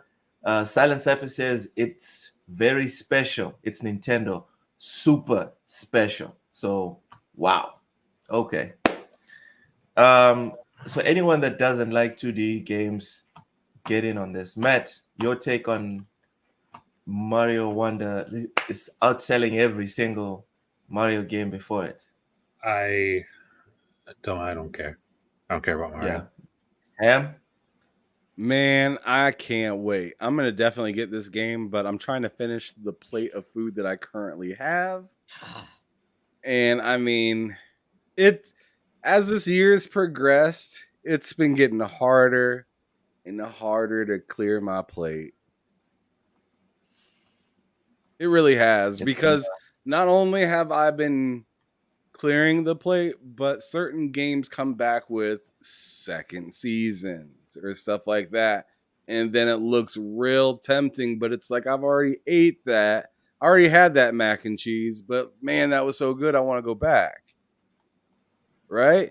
Like, for instance, Diablo 4 right now, they have their newest season out, and it's just like, I played a little bit of it, and I was like, this is how it happened. And I shut it right off. I was like, no, Lilith, not again. Don't do this. We ain't doing this right now. like I love it, but like I gotta get done with now. I mean, like Matt just hooked a brother up with Remnant. So oh man, that game. Nice. Ham, I wanted to play that with you. Jeez. Me too. We can definitely play it, because what Matt has taught me through him, through knowing that he's played the game, is just as awful the second. Oh, okay, great. It's also all procedurally generated, so exactly. It'll be new every time. So I could start a new character and be totally just like, what is this? Yep, crying. Yeah. Like what I was doing, what I was doing, Matt was guessing and sometimes getting right and sometimes wrong in certain areas that we were going into. Yeah. Okay. So that game has some legs. I think that game has some legs from the jump without even any DLC. I was about to say, and they announced the DLC, first DLC, I think, coming before the end of the year, or maybe early next year. I saw that. What's it called? Damn it! Actually, it's here. The Ritualist. It's called The Ritualist. Anyone that hasn't bought Remnant 2, right? Just go and buy the Ultimate Edition. But I really want to get RoboCop too. I'm looking at this real quick. It says you'll be able to play Remnant 2's new DLC with a friend who has it, even if you don't own it yourself. Oh, that's better. Oh, wow. So that's these guys. That's just dubs everywhere. Sounds dubs like everywhere. I feel like I should buy it so then I can play it with Matt and then be able to play it with Lo. Yeah. Can you play 4 people? Because imagine the Then you 4 of two us. won't have to buy it. Right. I've already got. Ham? I've got the Ultimate Edition. I'm good. Oh, you Can already you play have 4 it. people? Oh, Right? I already have it too, huh? Yeah, I gifted you Ultimate. You already got it. Oh shit, Loxo. Yeah, you good. Log, just get to the game. God damn. And you can. Well, I mean, yeah. We'll get you we'll get you the game, Log. We'll get you the game. yeah, like dude, Man, there's see now I have to go get my Xbox. I have to. Oh man. Now you have to go get your Xbox back, You man. need that Man, Xbox, look at bud. this man. Look at this man right there rubbing his. Now I forehead. actually have to get a series console. It's not crossplay, is it? It's not. It's not. Guys. It's not Look at him. crossplay yet. They said they're adding Guys. it at some point, but it's not yet. It's not crossplay yet, Log, so you can't get it on the PS5 yet, bro. Go Oh, ahead buzz and off with that keep going rubbish. ahead Buzz and off. keep hyperventilating. Going. Let's. I highly recommend you grab a paper bag and get to breathing in it. You know, guys, control your guys, breathing. I have been suffering. Okay, I've been struggling. Oh, we miss know. my Xbox. You know, I miss my Xbox. I am very serious about this. I've been fantasizing. I'm not thinking about it. I've been fantasizing about restarting Starfield when I get the Xbox. gameplay. You might want to at this point. Oh my god! Did I Just mean, you unless you remember you- your story that well. Did you beat it or have you not? I Beat it yet? didn't. I was Okay. still Dude, restart it. aimlessly going from planet to planet, bumping into storylines and then bumping into another storyline and then just aimlessly running in a random ass direction to some outpost in some joint. I'm overloaded right now. I've got a whole bunch of stuff. Oh, But I I'd say won't drop continue it. where you're at. Then you're early enough to just continue where you're at. Oh my lord! Also, you haven't made any You have progress. so much to learn still. I did finish the Crimson thing though. That was fun. That was Crimson Fleet's quest was dope. I really Yeah. enjoyed Oh, the Crimson That's my favorite one. Vanguard's let's my get to favorite, this but super Crimson chat. Fleet's second. Cozy, are you Uh-oh. serious about getting the series console so we can play Remnant? Can we play 4-player co-op, Pam? It's 3-player. It's 3. Oh man. I mean, Okay. I have to get a series console anyway. Let's Yeah, go. yeah, you need to get that done. I Silent know Cipher. Go ahead, Cozy. I mean, all you need to do is sell 3 comics. The workaround. Pretty much. The Pretty workaround much. has been that if a game is available in the Microsoft Store, then I just get it there because typically you can just play Microsoft Store, but it's that specifically is not on the Microsoft Store. Yeah, I checked. Ah. It sucks. I wish it was. Okay. Silent Cipher with a super chat. Thank you so much, Silent. Says, I'd rather jam bamboo under my fingernails. Again, we're doing this. Oh man. Than play the iterative Mario sequel. Every Oh, time you I were being squeeze my hand. sarcastic. Cypher was being sarcastic about liking Super Mario. Then play the iterative Mario sequel. Mario was good back in the 80s and 90s. It's Don't let still Mr. good. Joanna Dark see you say, oh, And it wasn't okay, you even guys good don't- then. I take that back. I'm just kidding. It was no, Oh, okay. it's like Mario is just what they slap onto a lot of these games, but they're like, we have games, we have game design ideas, and then this is how we sell them with our characters. I'll Yeah. play it. I can't wait. I'll play the hell out of it. I want to play this game because I respect Griffin Gaming's opinions on 2D games Oh, that someone he hates as tell much you. as I do. Someone else has to tell you what games to play. Yeah. You know what, Yeah, Cozy?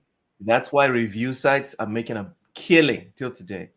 Big Mad Mo says, yeah, dude, everyone, yes, I know the new Yakuza is in Game Pass. I know this. But what's the point? They're going to take it off Game Pass anyway. Before The you right finish thing it. to do is just buy it, right? Just buy it because it's in Game Pass. If you like Yakuza at least, buy it, add it to the backlog, and then you'll get to it when you get to it. If the idea is, just focus on Game Pass, then I don't think that's sustainable. It's not, especially not for me because I do a lot of like gaming on other stuff. Ham, I'm so sorry you're gonna have to remove that now because we're moving on to the next piece of news. No. I was just kind of letting you know that I was ready to move on by removing All right. Mario Wonder. Nintendo announces live action Zelda movie.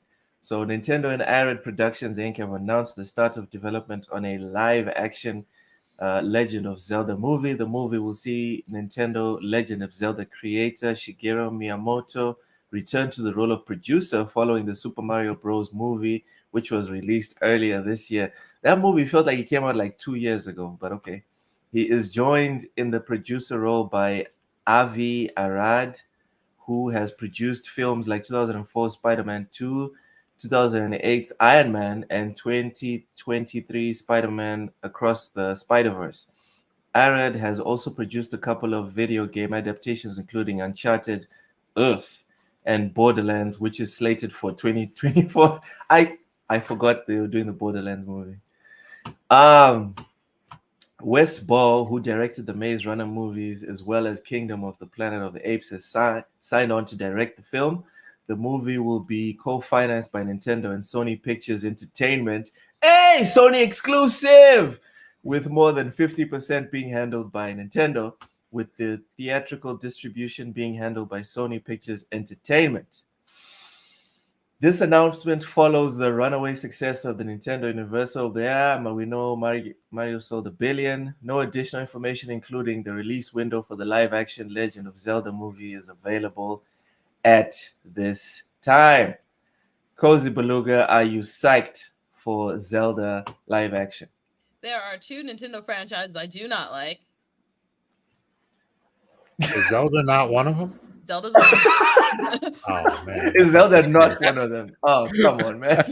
I thought for sure you love Zelda. Stop it. Oh, it's my favorite. Exactly. Up there with Call of Duty. All you need is the earring. It's always missing. Oh man. So that's all you have to say on this, Cozy? Yeah, I have no interest in seeing it. Like, I'm sure it'll probably be good, and the people who like Zelda will love it, and the people who don't like Zelda will still love it. But I don't like Zelda, so I'm not gonna go see it. I agree with Rachie in the chat. Let's trigger everyone. If Young Ye can play Kiryu in Yakuza, I can play Link, baby. Get me a green hat. I can pull this off. No problem. All right? Easy. Matt. You should come in with a green vest, a blonde wig. Mad disrespectful. And you know like, what, Cozy? I support I'm doing this shit. I'm doing this shit. I don't have the money for the props right now, but end of the month, fuck it. I'm doing this. Let me add it to my to-do. I'm cosplaying Zelda. Zelda with a tie. Sorry, there you go. Link with a tie. When is Halloween in Texas? I want to see them ears though. Don't freaking start. It's not the same as ours, is it? They don't celebrate Halloween in Texas because it's the devil's holiday. I thought I thought Texas Halloween was like in November. I thought it was coming up or something. But no, it's the Devil's Day. Those Texans are so Texan-y. That's true. They don't anything to do with the devil down there. They don't like that. They don't like that. All right, what were you saying, Loke? I don't know, bruv. I don't know where you guys are going with this. It feels like I'm in church, but it's not Sunday. So I'm gonna let y'all cook. Every day Sunday. Every day Sunday if you're praising the Lord, Loke.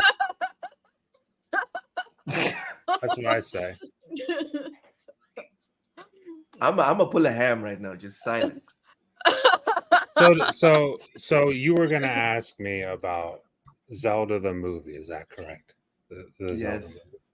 Yes. I think I was gonna make the joke that they should have Yang Ye play both Zelda and Link. Oh. I support this, or Brie Larson. Or Brie Larson. I would also say Chris Pratt as well. Completes the and then Ganondorf has to be The Rock. Dude, exactly. Yeah, that's perfect. Or Vin Diesel. No, it has to be The Rock. Yeah, Vin Diesel. Then make Vin Diesel Zelda. He needs to include his Hawaiian heritage in it as well. Dude, yeah, dude, make it pretty cool. Make it The Legend of Zelda, but Hawaiian. Give The Rock some long hair. Yep. Turn him into the Moana character again. Oh God. I want, in fact, for doing Hawaiian, let's make 2 big Zelda. Let's make two big Zelda, and we're gonna make Blind Giant Link. Let's do you that. guys, I would pay for that. I'd pay Oh my seriously. God. I for would it. too. I'd go to the movies for that. You kidding me? I'd absolutely go see that in the theater. I would just love to see 2 big rolling up on a horse. I just think just that alone, that with the green hat on would just I'd be sold. I would be sold. Easy. I'd go to the theaters. 100%. 100%. I'd see that multiple times. Right. Yeah, back-to-back sittings, IMAX and fucking 3D, Oh, dude, yeah. everything. I'm breaking the bank for that one. But I move mean, in all seriousness, I'm not gonna watch a Zelda movie unless I happen to see it, like just so happen to see it like on a streaming, like it's on a streaming thing or whatever, and I'm like, yeah, whatever, I'll watch it. Then yeah, but like I'm not gonna go out of my way to watch it. I'll watch it because I know my wife will force me to go watch it because she loves Zelda. So I'll definitely be going to see this. movie Sure. whenever You that you blame it on your wife. No, Yeah, let's blame the no, wife. I'd be interested in it Let's too. do that. Ham, I'm married. I know how this shit goes down. When she doesn't want to go out, she blames your ass, but you don't even care. When you want to go see Zelda, I'm going to blame my wife. All right, go ahead. I mean, she does want to go see that. She was super excited when Netflix announced that they were doing a Zelda show, and then they pulled it. Remember that? Yeah, I do. So, know. like, Speaking of Netflix, Gogo brings up. She doesn't even know about this live yeah, action sure. movie yet, but I'm gonna go tell her, and she's probably gonna want to go see it. Gonna be And hype. yeah, sure, I'm down to see it. I beat Breath of the Wild, and like I mean, I've been around for some Zeldas. I played some of them, but I've only beaten Breath of the Wild. I've never been a huge Zelda fan. She's beaten other Zeldas, so I know she wants to really see it. But I'm down to see it. That's how I feel. And plus, it'd be good for the family to get out. Amy Schumer as Zelda would definitely be a thing. No. What are we doing right now? That's the only offensive casting I've heard so far. No. Wow. Me as Zelda is fine. Amy Schumer, that's where you draw the line. Zelda has to be at least Amy moderately Schumer attractive. as Ganondorf. Oh, damn. I would support that. God damn. Oh, you know Yeah, what? I'm happy. Nice. I'm happy to know I am more attractive than Amy Schumer. All right. I have no one doing my makeup. I barely have a haircut. Plus, you're not always talking about your hooch. You know what? That's a dub. That is a dub. That's all I have You know to what? say. Honestly, Matt, you're he'd be evil. funnier. He'd be funnier than Amy Schumer if he was. God damn, Cozy. You have a problem with Amy Schumer. I mean, Amy Schumer's just not funny. She's not funny. She's not funny. That's the big problem. Yeah. She's not funny. And at least be eye candy if you're not funny. And thing is, it's fine to not be funny, but it's not fine to not be funny and be a comedian. That's when it becomes an issue. At least be Megan Fox. Yeah. Or have like a cool personality or something. Or, even Gogo Poe. Gogo Poe is one of the most wholesome people in the chats usually. Even he's like, ew, Amy Schumer gross. He's just like Amy Schumer stinks. If you can make Gogo Poe go toxic, that's another level. That's wow. Oh, Sir X-Men with a proper shout. Scarlett Johansson as Zelda. I could see that. I could totally see that. And that'd be, I mean, I'd definitely go see that'd be nice. That would be nice. I'd definitely go see that. Yep. All right. Before we start better save that woman. Before I start thirsting over another female, let's move on. Baldur's Gate 3's Xbox Series S optimization has resulted in 34% reduction in VRAM usage. Talk about moving the games backwards, ladies and gentlemen. This is from Gaming Bolt.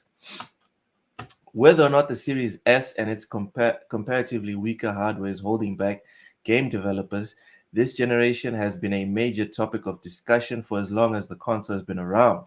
That is one sentence. Damn it. And while that's likely to be the case for the foreseeable future and beyond, in in the here now, we have a remarkable example of how the console has actually helped a game improve on a technical level on all platforms. Larian Studios is currently in the process of bringing its acclaimed RPG over to the Series S and X, and while Series S is the original reason for why the game is seeing a delayed launch on Microsoft's current gen console Duo, as part of the ongoing optimization process, it has led to impressive optimization for the game's memory usage. Larian Studio CEO and Baldur's Gate 3 creative director Sven Vinka recently took to Twitter and shared a couple of graphs showing how memory usage for Baldur's Gate 3 has improved thanks to the studio's work on a Series S version. Between September and now, the RPG's RAM usage has dropped from 5.2 gigabytes to 4.7 gigabytes, which is roughly a 10% reduction, while VRAM usage has dropped from 3.5 gigabytes to 2.3 gigabytes, a whopping 24% reduction. How Larian has accomplished that is something we'll likely only find out once the game is out on Xbox consoles, but it's nonetheless good to see that the process of optimizing the game from the series for the Series S hardware has helped Larian improve how it runs on all hardware. Matt, you go first. Okay, so before you go, we have a very thoughtful super chat to go to. Silent Cipher says Amy Schumer looks like Amanda Bynes after a Hagen Dazs and vodka bender for a month, Jesus. God damn!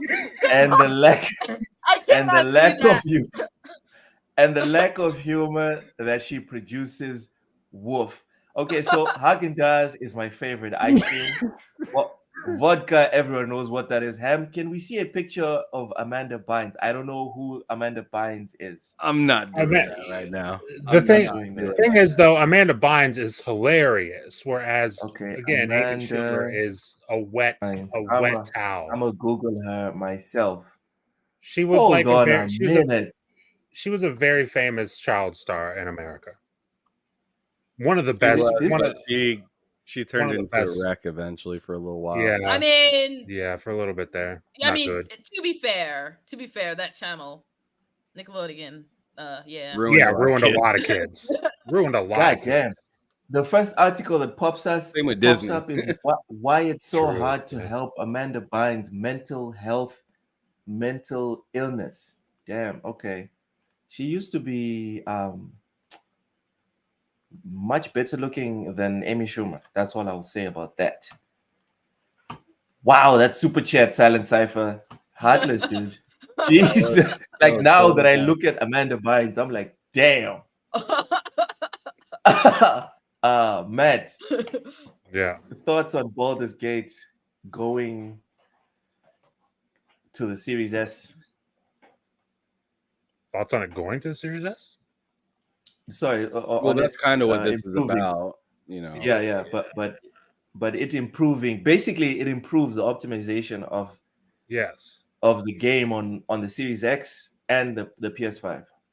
And PC. And PC. Yeah. I mean, it makes sense because it's like you're developing for weaker hardware. In that development, if you're given the proper amount of time, you can probably find some things that you can cut on other platforms, other more capable hardware to make the game run better for everybody. So it's not shocking, but it's cool to see finally the Series S is getting some sort of like, wow, that's actually kind of cool, as opposed to it's a piece of shit, like everyone's always saying. But like, it's cool to see. I'm still not like hype for Baldur's Gate really, but like it's cool to see that they're like making noticeable differences in their game while developing for the console. I played a lot of Baldur's Gate 3 on PS5, and I want to buy it on Steam so I can play it properly. it just feels off and finicky on console. I'm sure I'm doing something wrong. Keyboard and I mouse. always blame I always blame myself in this scenario, but it just doesn't feel right. It's almost like when I tried to play Football Manager on console. It certain games are just best played on PC in my opinion. Baldur's Gate is one of them.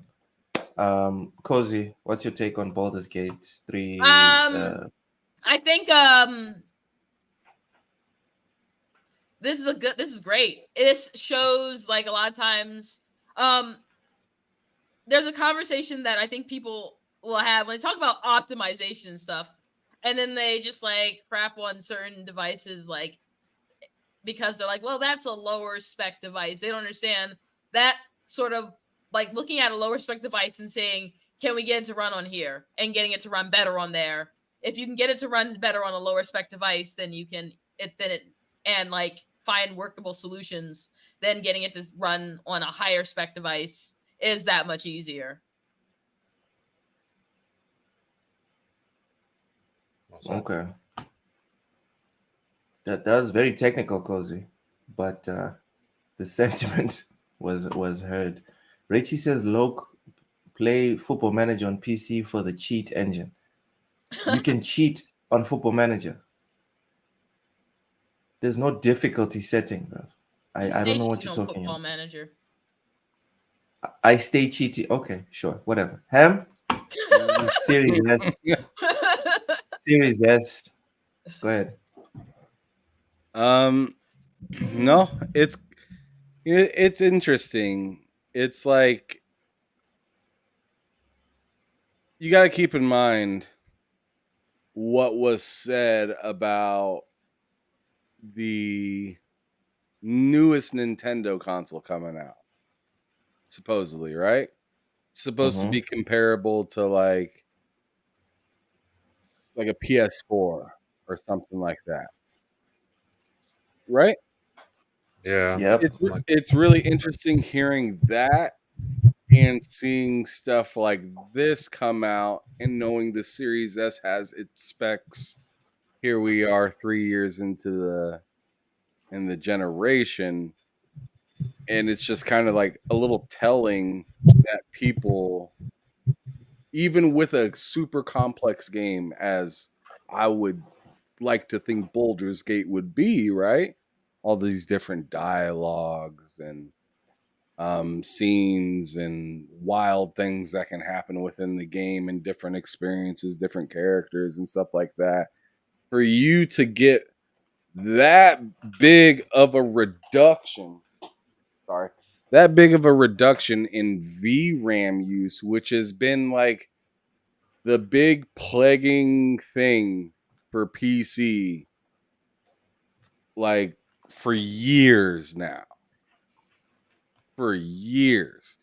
And like just to see that, it's just kind of like it's a little bit of a spotlight. It's like as much as like you can hate the Series X all you want. Or the Series S, Series S all you want. But what it is doing is spotlighting things that are not quite taken care of properly. And giving the even more powerful machines the type of smooth the type of smooth experience that they should be given.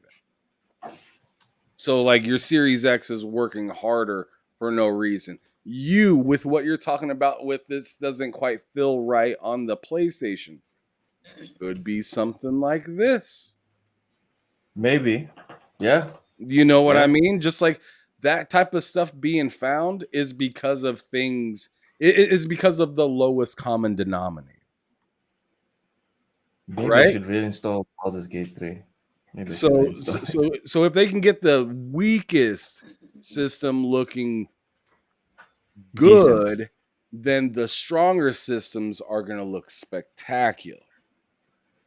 It's just pretty much basics, and I feel like we all already know all this stuff, but it's just like when this stuff happens after the Series S being the center of attention as the problem for the exact same game. For the exact same game. It wasn't like some random game that's coming out new. It's not like whatchamacallit, what's a game coming out supposedly here I'll just take any game. Let's say Exo Mecha comes out, right? That game is a freaking that game is a myth, right? That game is a myth right now. Let's say Exo Mecha comes out and they came out right now and said we found a 34 reduction in VRAM usage. Everyone's just like, okay, whatever, because the game hasn't came out yet. It's whatever. Who cares? Or this is a game that nobody had a problem with on the Series S. Series S was, oh, y'all can't get the game on time because of this. Look at this, holding back gaming. Look at this, doing you can't play split screen on this game because of this.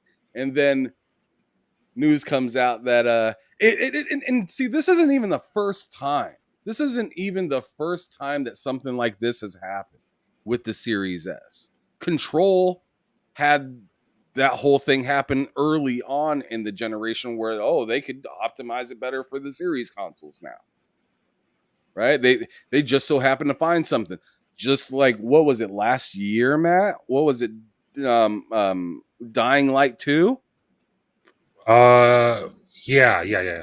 Dying Light 2 had the same issue with some of their resolutions. 60 FPS coming to Series S. How many times did it end up coming when it was announced that it's not going to be there? Exactly. Cyberpunk, another one. You know, so it's just like the Series S is making people really like perform. Have to. I mean, it sounds shitty saying it, but the Series S is making people do their job a little harder, or how it should be done. No corner cutting. Pretty much, and it's weird that it's kind of weird that it's Microsoft that's kind of doing that, right? Because it's like they're supposedly the biggest, richest company, right? But they got the lowest common denominator keeping people in check. It's weird. It's really weird because if you think about last generation, a lot of people were just like, we're just not going to, or even think about just Xbox in general throughout its lifespan. Like people were just like, we're just not going to work with Microsoft. It's too much work. We're just like either they don't have enough credibility, they don't have this, they don't have that. And now they have a lowest common denominator reminding people to like, hey, you can do this. How many times did people say with the Series X, with the Series S, especially from Microsoft, how many times have they came out and say they can do it? They just don't quite understand it yet. Yeah. Yep. And that's exactly why, like, we made that little joke, like, better get used to it because they're going to do the same thing next generation. That's why they have the hardware and optimization team that they sent out to help, or supposedly sent out to help. I think Phil heavily hinted at it, to help out Larian optimize for the Series S. That's why they have that team. So like, in a situation like this, it's a huge game and they want it on their platform. They need help optimizing it for a thing. They send that team out to help them, and then they find this, and it's like, oh shit, now it runs better everywhere. Yep. That's all I got. So we can close that out, though. Big Chi with the super chat says cross-gen games are better than current-gen games. And he's absolutely right. Really? Oh, all right. Moving on, we have the Steam Deck OLED announcement. So Valve has unveiled its first upgraded iteration of the Steam Deck, dubbed simply the Steam Deck OLED. The new handheld features several technical and form factor improvements, and it goes on sale next week. As the name implies, the device boasts an HDR OLED screen to produce more vibrant colors.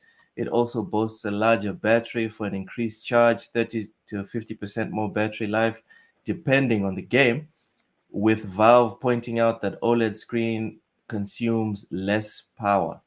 The device also includes an updated and more efficient AMD APU and Wi-Fi 6E, resulting in downloads up to 3 times faster for increased bandwidth and lower latency. That's Steam nice. Deck Steam Deck OLED also runs cooler thanks to its bigger fan and improved thermals. Overall, the device is 5% lighter than the original model. Steam Deck OLED becomes available on November 16.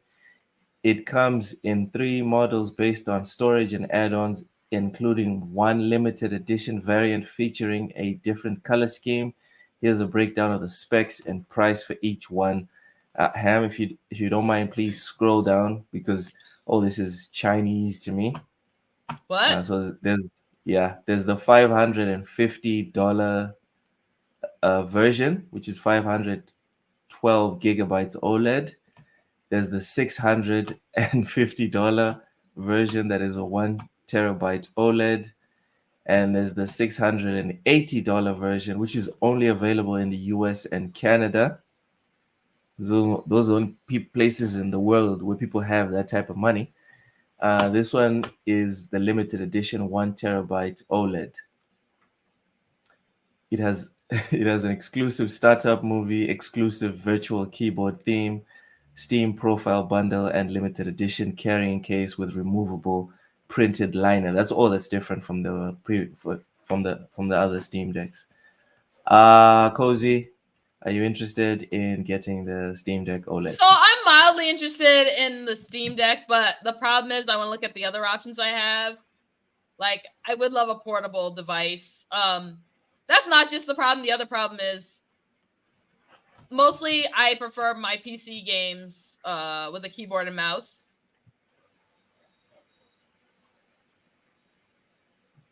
So I could Yeah. kind of do want one for just a handful of games. You could just get a portable keyboard and mouse. So. It's not the same. I'd rather be sitting at my desk. You can set So it up when at you your go desk. out of town is what it's for, and that's why Then I have bring my the portable. Switch. Okay, well then you don't Yeah, care but to then play you your PC games. Then you don't have a keyboard and mouse. That's what I'm saying. Then what you just said to me is I just want to play at my house. I want this kind of, but I want to play at my house. Yeah, and that's the problem. That's why I don't really need it. Okay. You can't justify it, I guess. Yeah, I can't justify it because I know how I play games, especially. Yeah. Gotcha. Whoa. Matt, Yeah. Steam Deck OLED, day one or no? No, not it. I have a Steam Deck. I mean, it's interesting. It's really cool, but I've got a Steam Deck. I mean, unless something happens to this one, I don't see why I'm going to go out and What if buy it's abducted by aliens? Then you'll need another one. Yeah, then I'll go and grab a Steam Deck OLED, I suppose. But until that happens, Cozy, I think I'm good with the one I got. But it is Victor awesome. Agrees with you. What's up? Victor Click agrees with you. Your logic of already having a Steam Deck. Exactly. Like it's cool though. The thing that has me really like interested in this is downloading games is faster on the new Steam Deck, and Ham knows on that Steam OS, downloading a game is not the most fun. It takes a lot of time. It takes a good amount of time to download simple shit sometimes. So that's really the only thing that would make me want to upgrade. That and the battery life, I guess, would make me think about upgrading, but I'm all set for now. All right. Amity, Steam Deck OLED, day one or no? Not a chance in hell. Not a chance in hell. Why? This is not impressive to me at all. What? And here's why. And here's why. And this is What's very that? opinionated. This is a very opinionated take. I have a Steam Deck right now, and what do I use it for all the time? What? Matt, do you know what I use it for all the time? When I use it? Football Manager.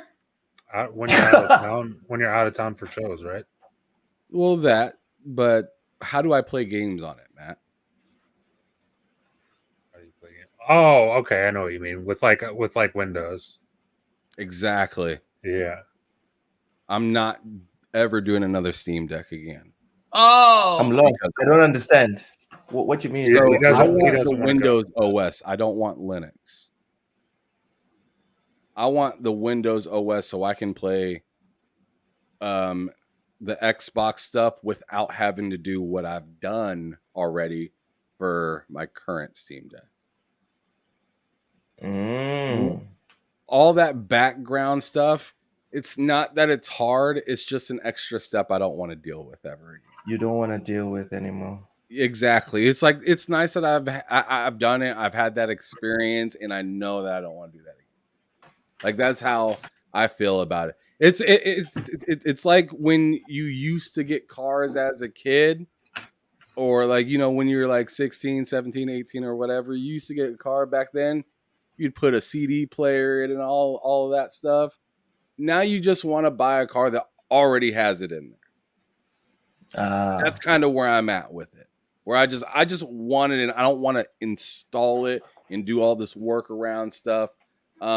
In my opinion, what looks good to me that recently came out is the Legion Go. Yes, that one. I was like, yes. The Damn, Legion Brosy's Go hyped about that. looks hot. Yeah. I'm already a Lenovo It's like fan.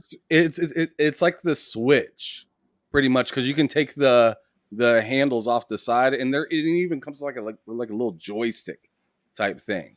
But like, that's what I'm looking to do. My wife was actually thinking about taking my Steam Deck, because she likes to play Halo, right? And I can download Halo on Steam, you know.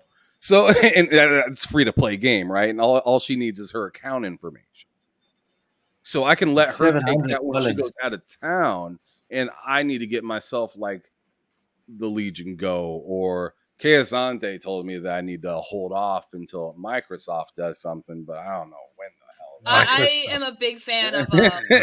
I'm a big fan of Lenovo, so the Legion Go looked pretty cool to me. Like, Dude, if I was Legion to Go get looks one, amazing. I would go with that. And I had a Legion laptop, so once I still do. It's out of date, but even for like an old laptop, it's still very sturdy, holds up well together. They just make good products. Yeah, and then on top of that, like, it's just the accessibility to do the stuff that I want to do. Having that window, so beyond Xbox, beyond just having the Xbox app on there, it'd be easier to do my OBS on there. It'd also have more power to be able to handle that kind of stuff. And let's see. Yeah, it's just all around just a better product. So what about the ROG Ally? Even the ROG Ally is a good one. I don't have any problem with the ROG Ally. I just would personally, I like crazy options. The more crazier the options are, the more I'm kind of a little bit interested. Cozy, please look at the screen. And that's why, and that's why I've always been a bigger Xbox fan than PlayStation. God damn. It really has. It's always been the reason I've been a bigger Xbox fan than PlayStation, because they do weirder stuff. They do extra things that sometimes are unnecessary but are dope. But the Legion Go is doing that exact same thing. Like how many gaming consoles other than the Nintendo Switch can you take the handles off the side?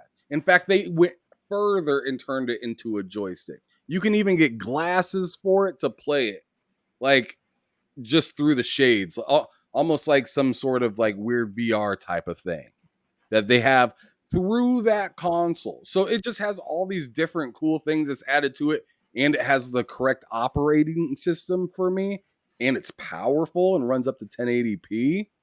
Like, that to me, that's like beating the shit out of this Steam Deck. I'm sorry, but that's my opinion.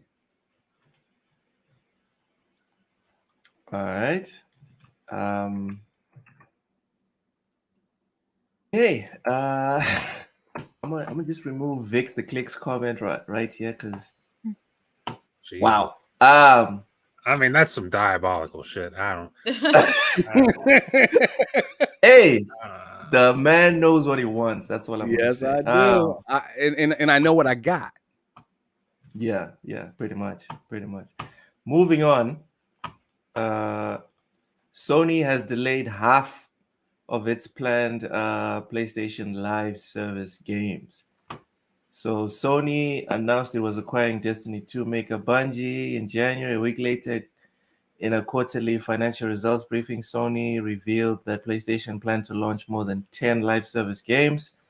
Earlier this year, Bloomberg reported that Bungie was evaluating some of PlayStation's in-development offerings, including Naughty Dog's Last of Us multiplayer project, which is reportedly on ice. Here's a quote: "We're reviewing this. We're trying as much as possible to ensure these games are enjoyed and liked by gamers for a long time," Totoki said on the earnings call. Of the 12 titles, 6 titles will be released by fiscal year 2025. That's our current plans. As for the remaining 6 titles, we're still working on that. Totoki continues stating that's the total number of live service and multiplayer titles. Mid to long term, we want to push this kind of service, and that's the unchanged policy of the company. It's not like we stick to certain titles, but game quality should be the most important thing. Ham Solo, are you excited for the 6 live service games coming to us until end of fiscal year 2025? No. Not even Why? slightly. What?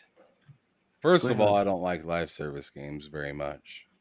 Like, I dabble with some, few and far between, but I don't look forward to the next one. You know what I'm saying? If one happens to fall out of the sky, you know, and I just so happen to say, "Oh yeah, let me see what that's about real quick for an hour. Let's see if this keeps me captivated longer than 20 minutes to an hour." And if it does, then I'll check it out. That's how I got into like Rocket League. You know, I went and just tried a little bit of it, and then now I have like 35, 40 days in that game. Right. So it's just how it kind of happens. I don't like look at Square Enix or God forbid like Crystal Dynamics or anybody like that and say, man, live service, let's go. Like what does that mean? And plus on top of that, there's no one like, what are the 6 games in particular that are coming? I can't get excited that you're saying, I mean, it's just like saying I'm coming home and I'm bringing some food. And they're like, what are you bringing home? Don't worry about it, I'm bringing food. It's like, I'm not that excited. Okay. Could be bringing me a fucking, I don't know, whatever. Some trash, some shit I don't like to eat. What about strawberry shortcake? That would be fine, but I mean, once it showed up, I'm not excited for that, to be real.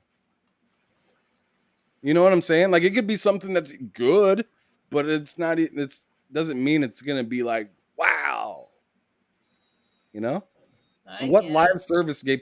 I want you guys right now just to take a second, and maybe even some people in the chat. Those of you that are vibing with us right now, name me some live service games that you've seen that were coming out, and you were just like cracking your knuckles, couldn't wait to play.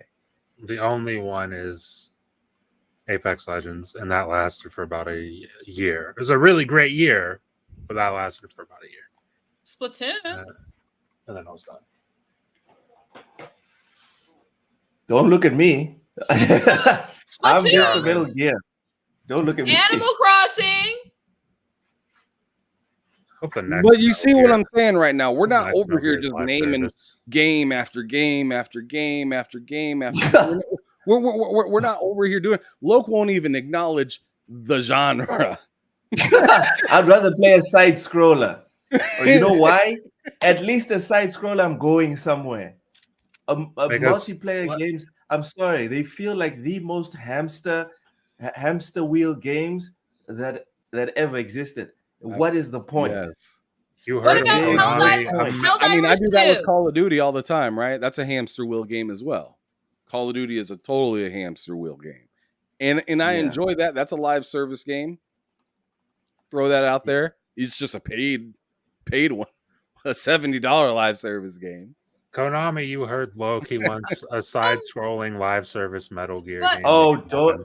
Oh But, my Make it god. happen. I forget you guys. Mads, Helldivers 2. I will Helldivers. strangle you. I will catch your plane and I will come strangle you. Catch a plane, bud. Right. Let's have fun. So Go that's ahead. also Go ahead, Cozy. Helldivers 2. Oh yeah, Cozy, you have been capping about that game for a while. Yeah, Helldivers 2 is interesting. So, but is that? But I don't think that is that one of the six. That's one of their live service games. Is that one of the six? I don't know I if it's don't one of think their that's 6, Sony's but it's a game. live service game. I don't think it's one of Sony's their publishing games. that game, right? Sony's Yeah. Are they? publishing it. It's not. It's second party. Right. But is that Okay. one of the six? I don't know. I do know You that know it's what I would assume it How is, am I gonna considering get they're publishing it. The question was, are you excited for the 6 live service games? What are they? I think that's a question too, because I think they could have had some good ones, but I don't Is know what one they of are. them that one that we seen at the PlayStation I feel at like the PlayStation showcase? Because I can tell you right now, I ain't playing that. it might be something maybe for the ultra fans who are like, "Oh man, I love PlayStation. I would play anything made by PlayStation." Destruction All Stars 2. Oh god. Yeah, Matt, you have If to they go do there. that, if they You do that, just I'm have to starting to go there. regret a little bit. I'm starting to regret my purchase at launch if we're doing that. But it could be really good.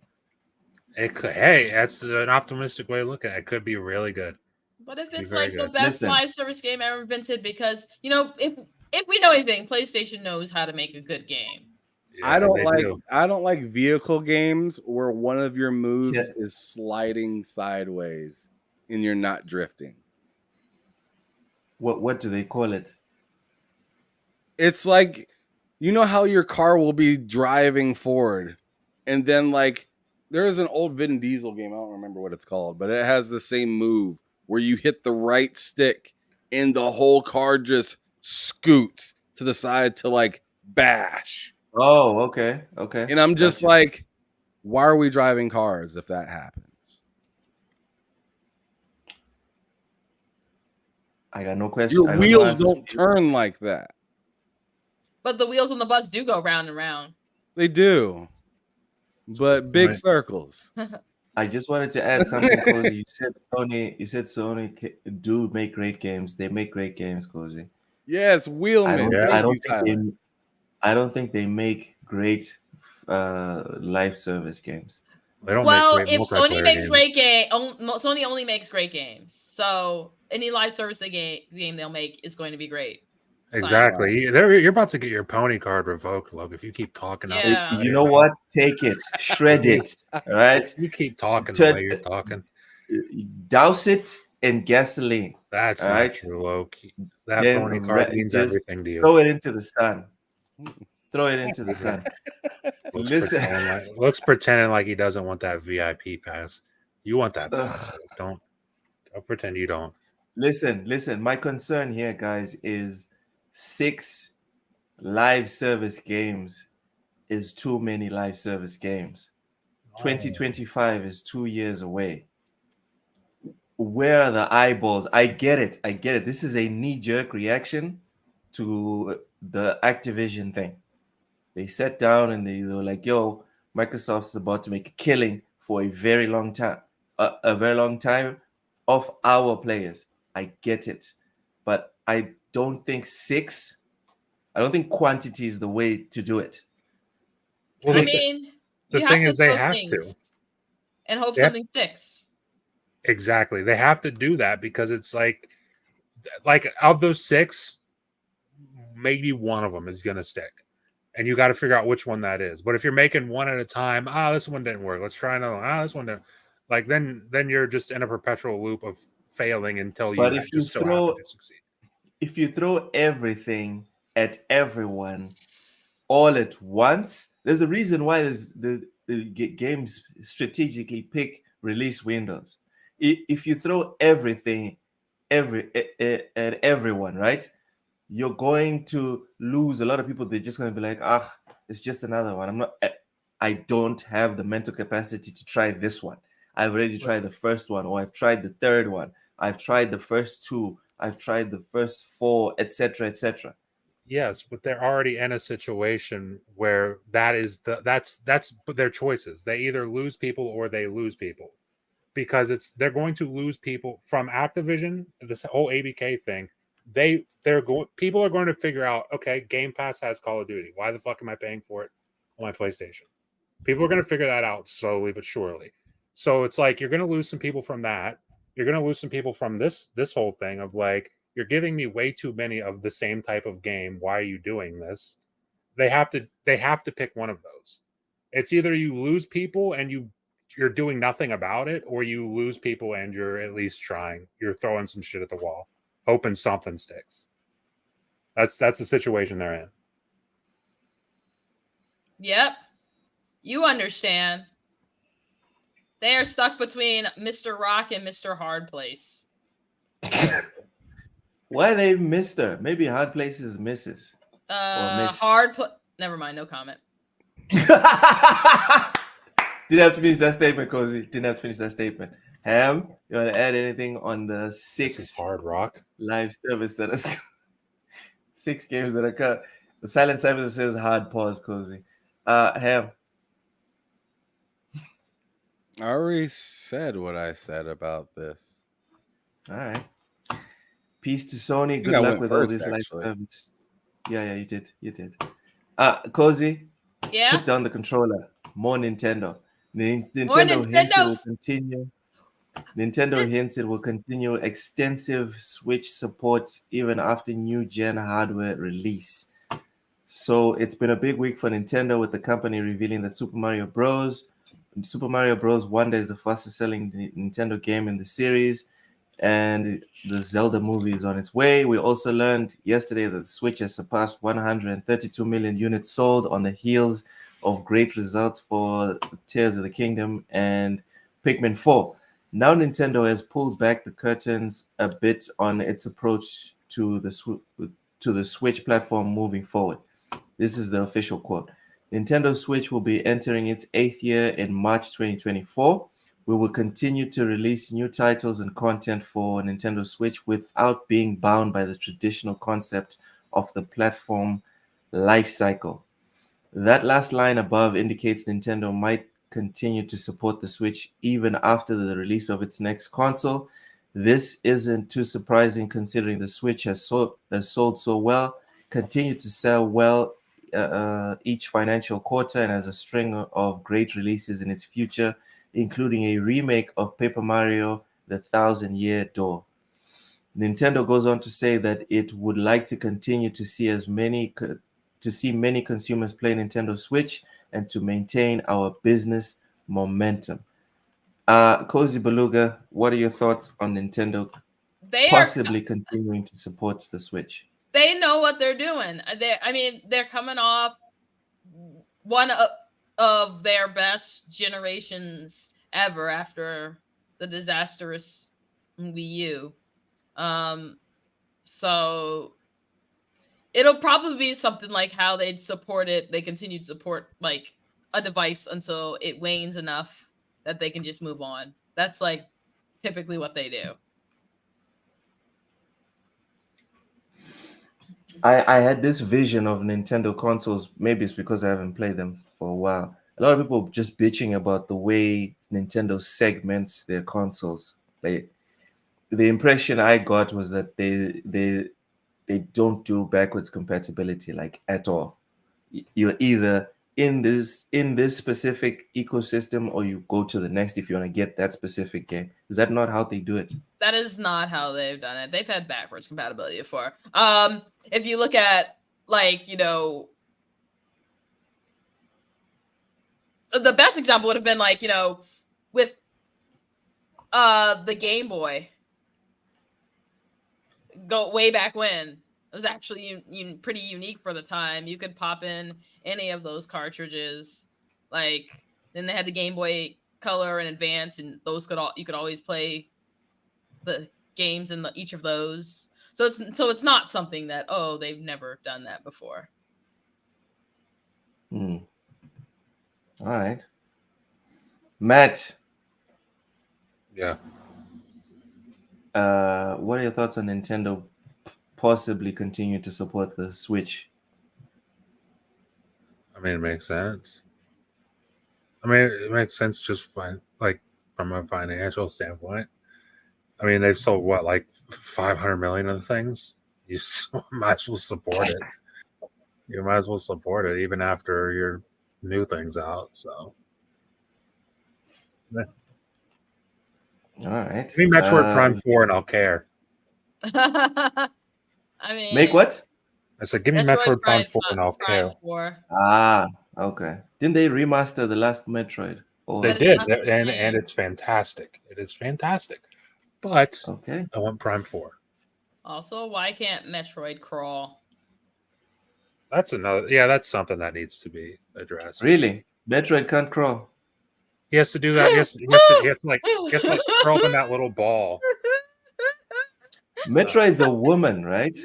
Why are you saying no, that's a joke. I did say he. That's It's an old meme from back in the day. There was like someone angrily upset because why can't Metroid crawl? It's not Metroid is the creature. Oh, that's Those not praying Samus. creatures, yeah. Oh, god damn it! And I fell for it. Rip. Yeah, you All fell right. for it. All right. Rip.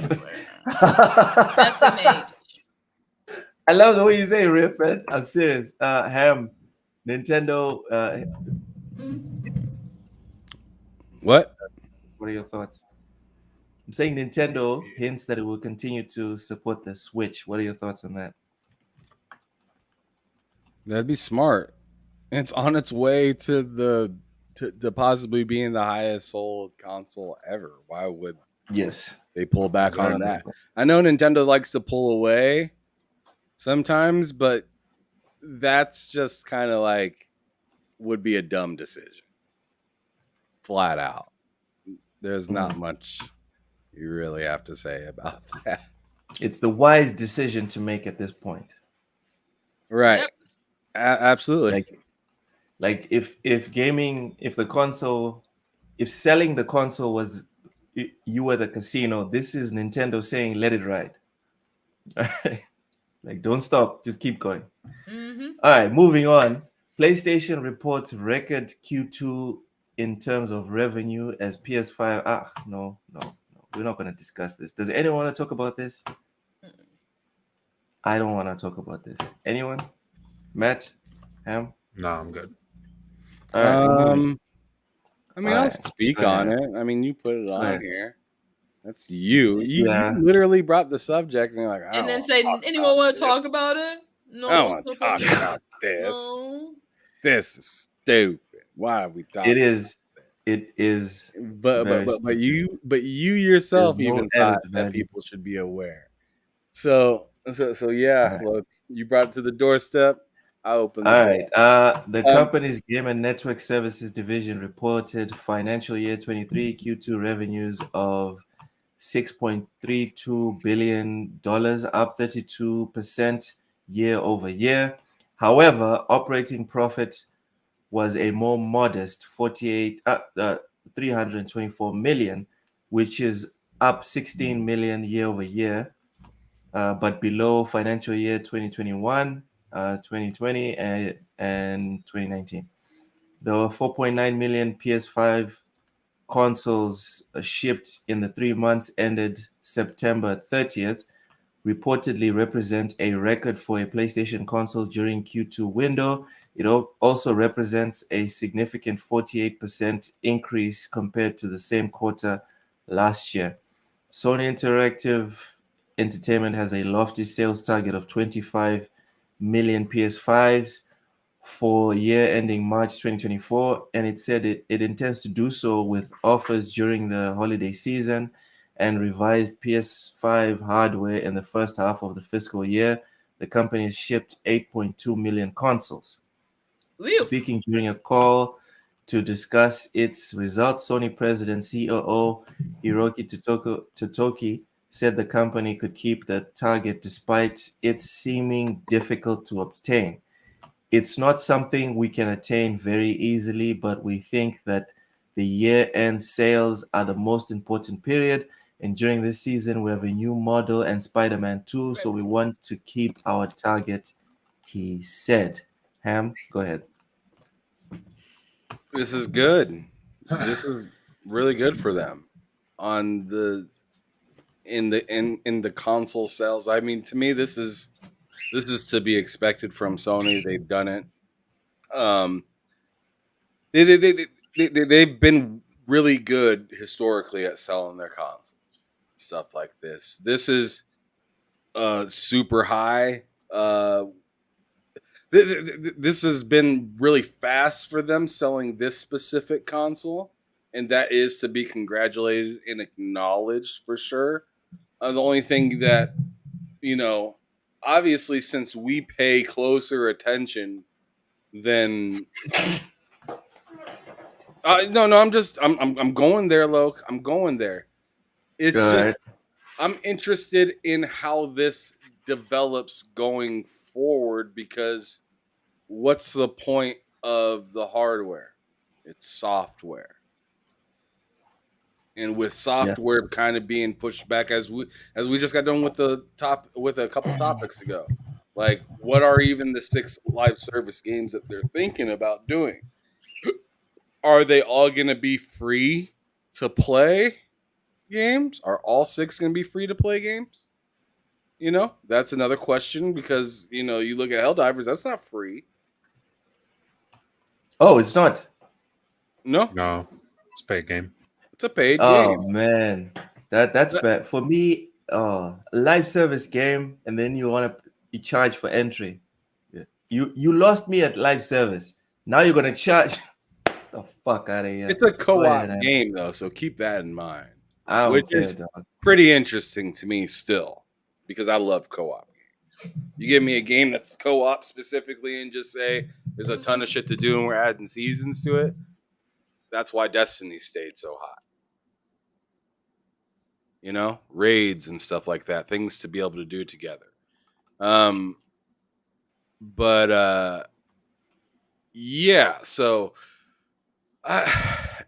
I'm really just hoping that they can get it kind of together software wise, because you don't have the software that's doing it. Or better yet, hopefully they can, if I'm talking pro, like if I'm just taking this in a completely pro direction, not trying to be negative or anything, and just saying, I just think they should really either figure out really good third-party deals or just come out with something that sticks sooner than later so they can continue this success at this rate.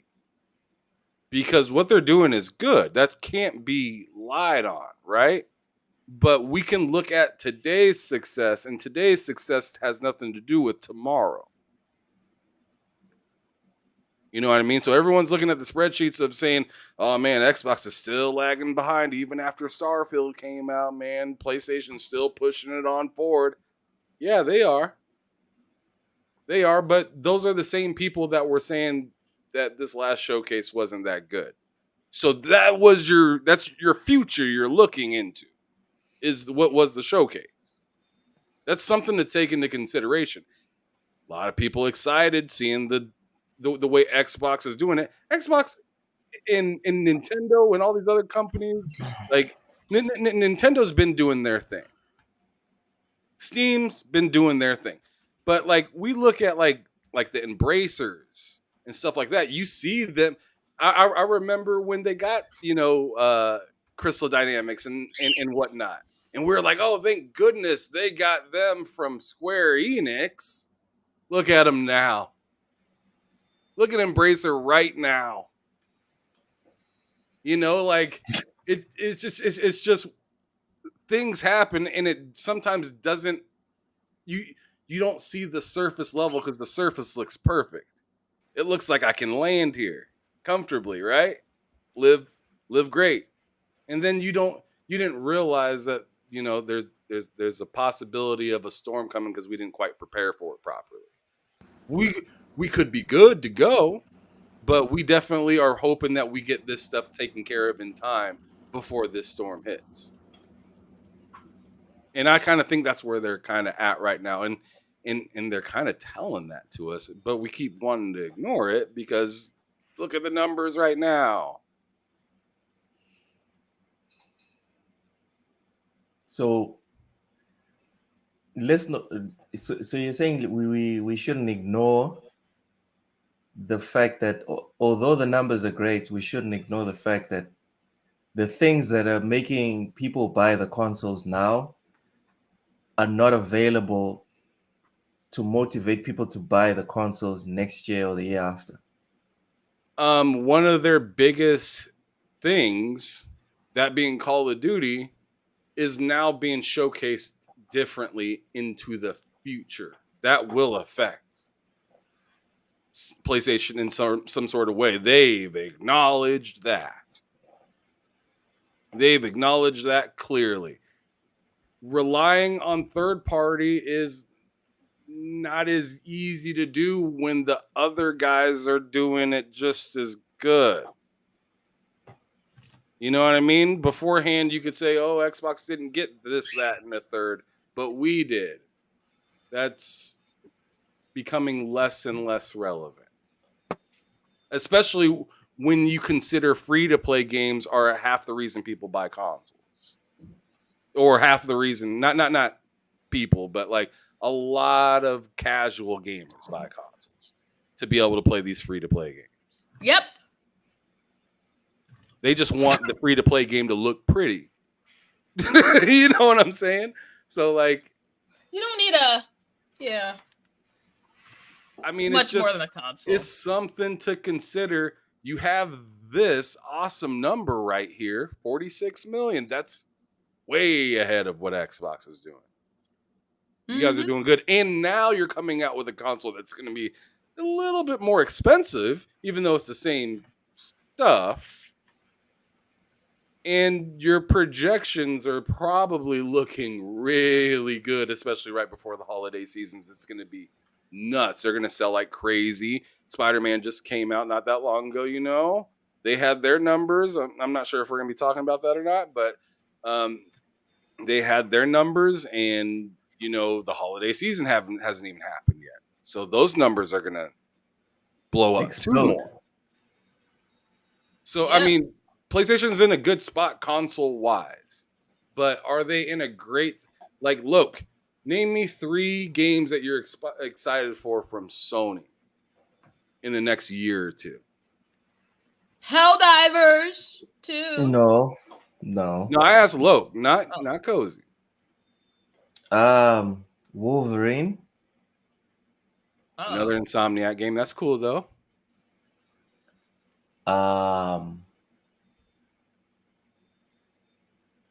That's pretty much it. I can't think of anything else. You just don't like good games. You have just as many. Yeah. Think about that, Loke. Sure. You have just as many games that you're excited for the Switch as for your PS5.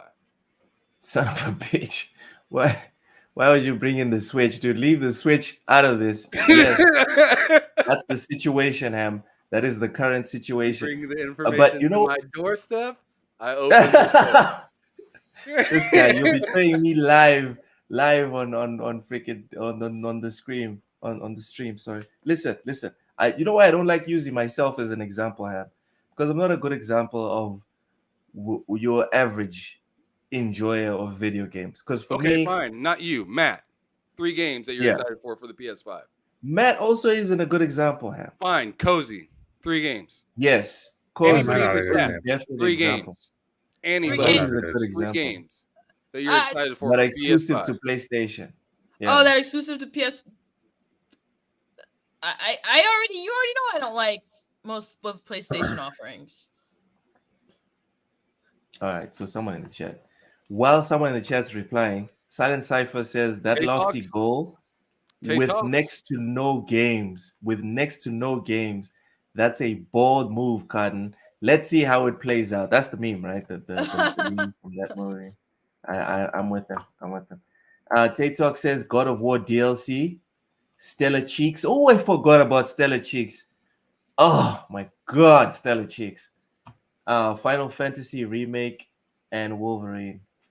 Rise of Ronin. Yeah, yep. That's also another one. Is that PS5? I think so. Yes, I think Rise of Ronin is also PS5. You know what?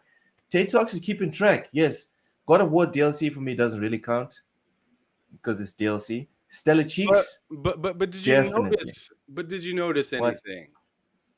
None of those are Yeah. first party, Yeah. except Wolverine. Wait, Stellar Cheeks is not first party. It's first party funded. No.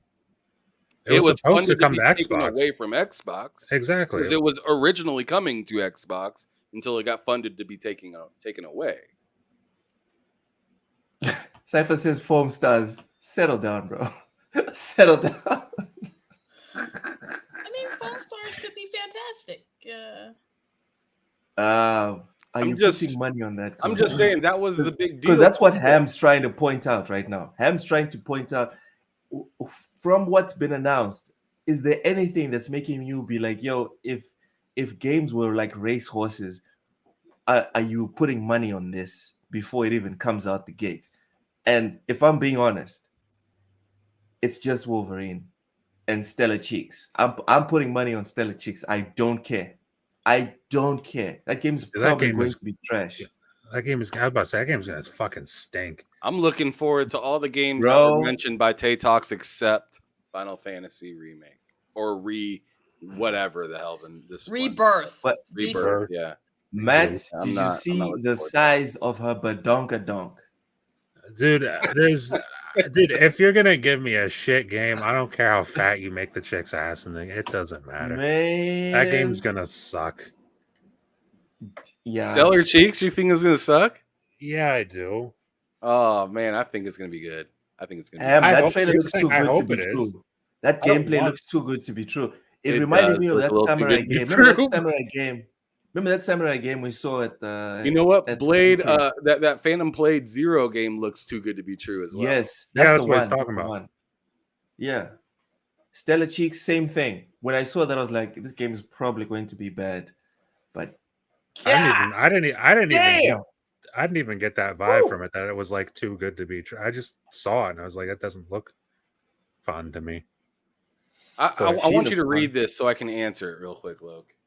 Tay Talk says, you're right that Sony is in a tight spot when it comes to first party, but that's par for the course. You misspelled that, Tay.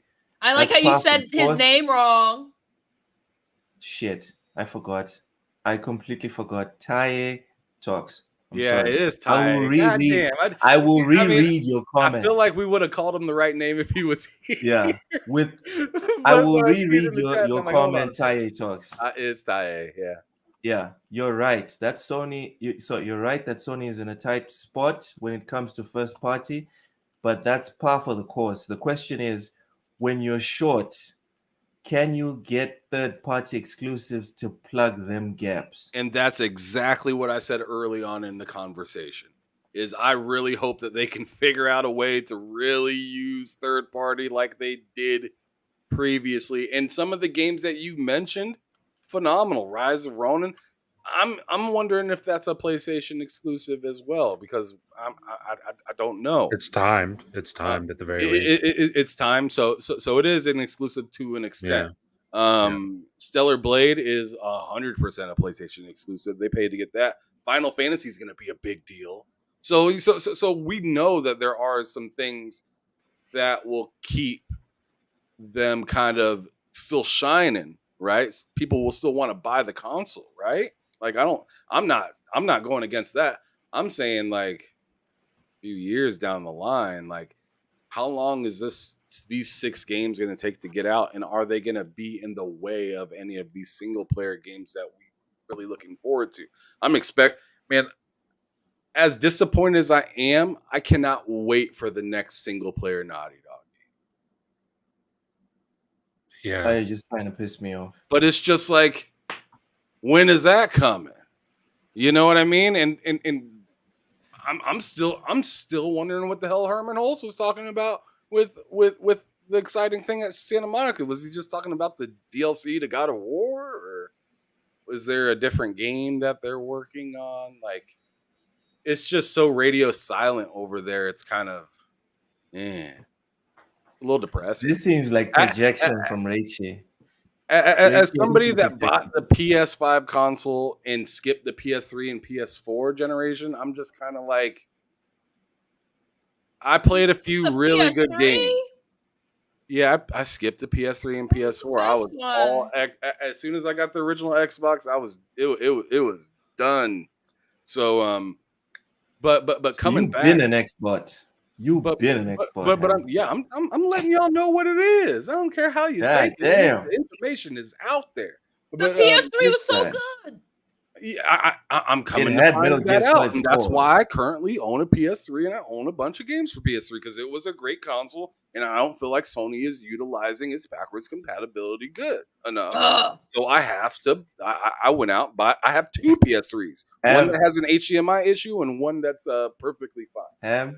You want the next Naughty Dog game? It's on the screen. What's that? What? The Last of Us. Vincent. Oh, stop it. Oh, man, why'd you put that there? Hey, it's just the truth, all right? That's why it's hurting right now, all right? Anyway, carry on. PS3 UI is pretty dope for what it was for that time period. And keep in mind, I mean, I had friends that had it during that time. I mean, that's why that's one of the main reasons why I didn't get one, because I mean, my buddies had it. I had the Xbox console. I was the Xbox guy, right? Yeah, I missed out on all that stuff. But now having a PS5, it's just like, I hate that it is so much of an exclusive console only. I hate that it's like that specifically. I wish there was a type of, I'm not going to say even a Halo on there, just something that like has me on there like glue. Something like dare I say, like something like a Starfield that's just so dang open. Oh, damn.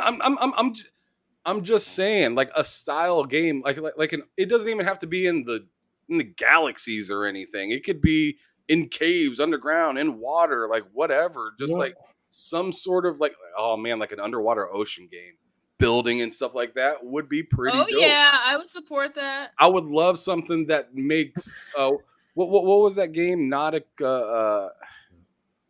Nautica? No, yeah. What was it? Nautica? Subnautica? Subnautica. Thank you. Subnautica to me was a really cool base to where I mean, I wish that game would have went crazy in the sense of story a little bit more. It was really short and quick and kind of weird story. But like some sort of setting like Subnautica with a story on the level of a Starfield or something long and with RPG mechanics that would keep me on to a PS5, like that would be dope. That'd be nice. But I don't have any games like that. Genesis PT, não faz isso. Must have a boat. Well, I mean, you can use what is it? There's harpoons, right? No, Ham. Stop it. Don't feed into this. Gun. Oh Lord. Let's move on. Moving on. Unity says it will likely lay off some staff in the next few months. As spotted by The Verge, the company made reference to potential layoffs in its earnings report for Q3. In the section where it would normally provide guidance for shareholders on what it expects it will do in the next quarter and beyond, Unity instead explained that it wasn't providing guidance because it was planning structural changes. So this is the quote. Several weeks ago, we started comprehensive assessment of our product portfolio to focus on those products that are most valuable to our customers. We are also evaluating the right cost structure that aligns with the more focused portfolio. We are acting quickly and expect to make final decisions over the next few weeks. We expect to start implementing the plan within this quarter and expect to complete all interventions before the end of the first quarter of 2024. This will likely include discontinuing certain product offerings, reducing our workforce, and reducing our office footprint. The exact timing of these interventions is difficult to estimate. We are therefore not providing guidance for the fourth quarter or the full year 2023. We will provide guidance for 2024 with our fourth quarter and full year 2023 results. At that time, we will also share more details on our operational interventions, which are expected to gradually improve our results. Matt, you can go first on this one. Thoughts? Sucks. I mean, I don't know what else there's. Like, more layoffs just stinks. I mean, especially that they're like hinting at it. They're just like, hey guys, I'm not gonna. I mean, obviously that's the way it works. But it's like, hey guys, we're not gonna tell you who, but some of you might just be out of. Someone's going to be out of a job soon, so get ready for that. Have fun figuring out, guessing who that's going to be. That's messed up when you put it like that. It stinks. It stinks. But then again, it's like Unity. A lot of these companies, not just Unity, but a lot of these companies are on a roll of just how much negative press can we possibly get for 2023. And Unity is all out, so we can start proper in 2024. I think that's that's the strategy right now. Like, if you have any bad news, guys, just get it all out. Get it all out. But when I say it like this, the staff typically, like, when this sort of thing is going on, the staff already know. They're already like, great. I've been at companies where they're doing waves of layoffs, and it's like, great, everyone already knows. Even if they haven't laid everyone off, you know, change is in the air, and you're ready for it. Exactly. Not good. So as crappy as this sounds, it's not like, oh, the people who work there are left in the dark. They know what's up. Your thoughts on Unity? Talking about likely laying off some stuff. They must be really hurting because they can't stop looking bad. They can't stop looking bad. So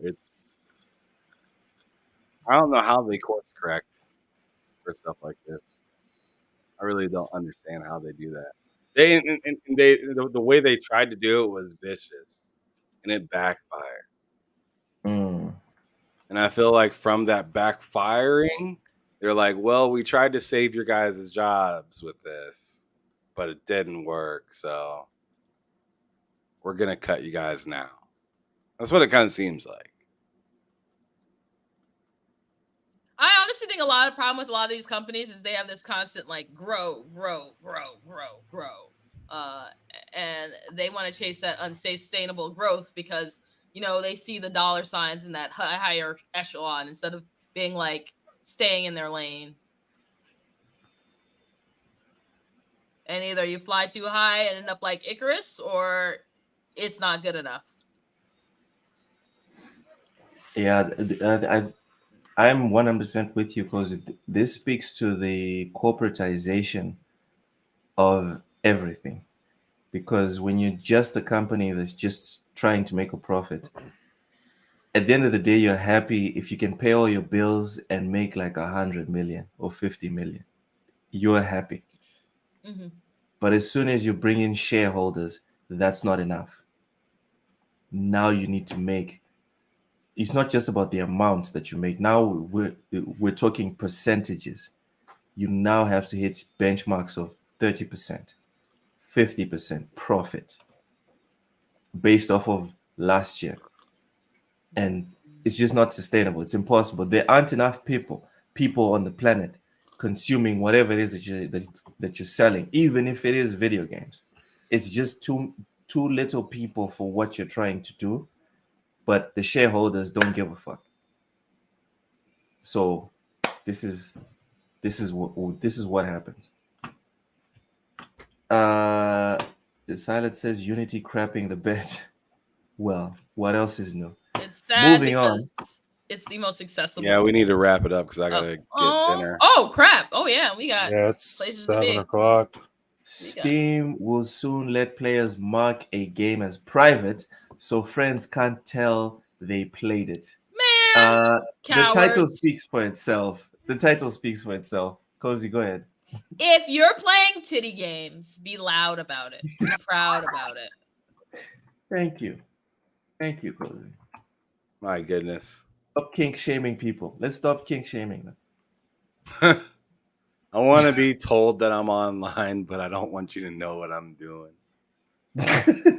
Like, yeah, this man doing some shady shit. Like, oh, Hey, your daddy says I'm gonna use this for Redfall. Guys, side note, I saw someone saying that they're unironically having fun with Redfall. I had fun in it. Yeah. It just made me sick.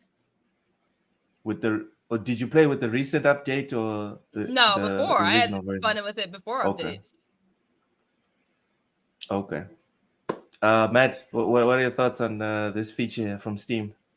I don't have any thoughts. I think it's fine. I think it's fine. I don't know though. I don't got anything groundbreaking to say about hiding your status of what you're playing. Yeah. Wow, Cozy definitely has an opinion. Ham, you good? it's just kind of weird, but at the same time, if you want your privacy, have your privacy, I guess. No one wants to know. You don't want people to know you're playing genital jousting and shower with your dad. Wow. There's a game called Shower with Your Dad. There is a game. It's actually really fun. I've never played it, but apparently it's really fun. Yeah. No. What, Cozy? I need you to say that again, but say it in one sentence. There's a game called this, and it's actually really fun. Go ahead. There's a game called Shower with Your Dad, and it's really fun. I don't know. I think it's called Shower with Your Dad Simulator or something like that. It's actually not nearly as ridiculous as it sounds. It's not like anything weird. I mean, it's You weird, guys are always going off on me. I mean, because it's a I'm little bit talking weird, just inherently. I'm perving on Stella Yams and Catalina from San Andreas. Cozy's talking about she loves a game called Shower with Your Dad. Cozy, there's no way you can sell this to me as a wholesome experience. All right, you're officially a freak. This is not normal. No, it's someone Moving on. gifted No, it to I'm me. not even gonna entertain. Oh, of course you have an excuse. I'm not gonna entertain this, Cozy. No, Shower with your dad. It's like this, like a game where you it's like little pixelated people. It's nothing weird at all when you actually play the game. You're like, oh, this is all it is. It's just this really fun. Yeah, weird... I'm not buying this, Cozy. Like, you named that. You knew what you were doing when you named that goddamn game. No, because I don't want to. Because I played it. I'm solid. I don't. Cozy, there's some questions in the chat for you. Please feel free to answer them. All right. Next, we have an announcement from Naughty Dog. Our head of technology, Christian Gerling, has decided to leave Naughty Dog after an amazing 17-year career at our studio. We're grateful for his many contributions to the studio, our games, and his teammates. We will miss Christian greatly and wish him the best of luck on where his path leads next. Travis McIntosh, a 19-year-old veteran at Naughty Dog, will succeed Christian as head of technology. Ham, what are your thoughts on this exit from Mr. Christian?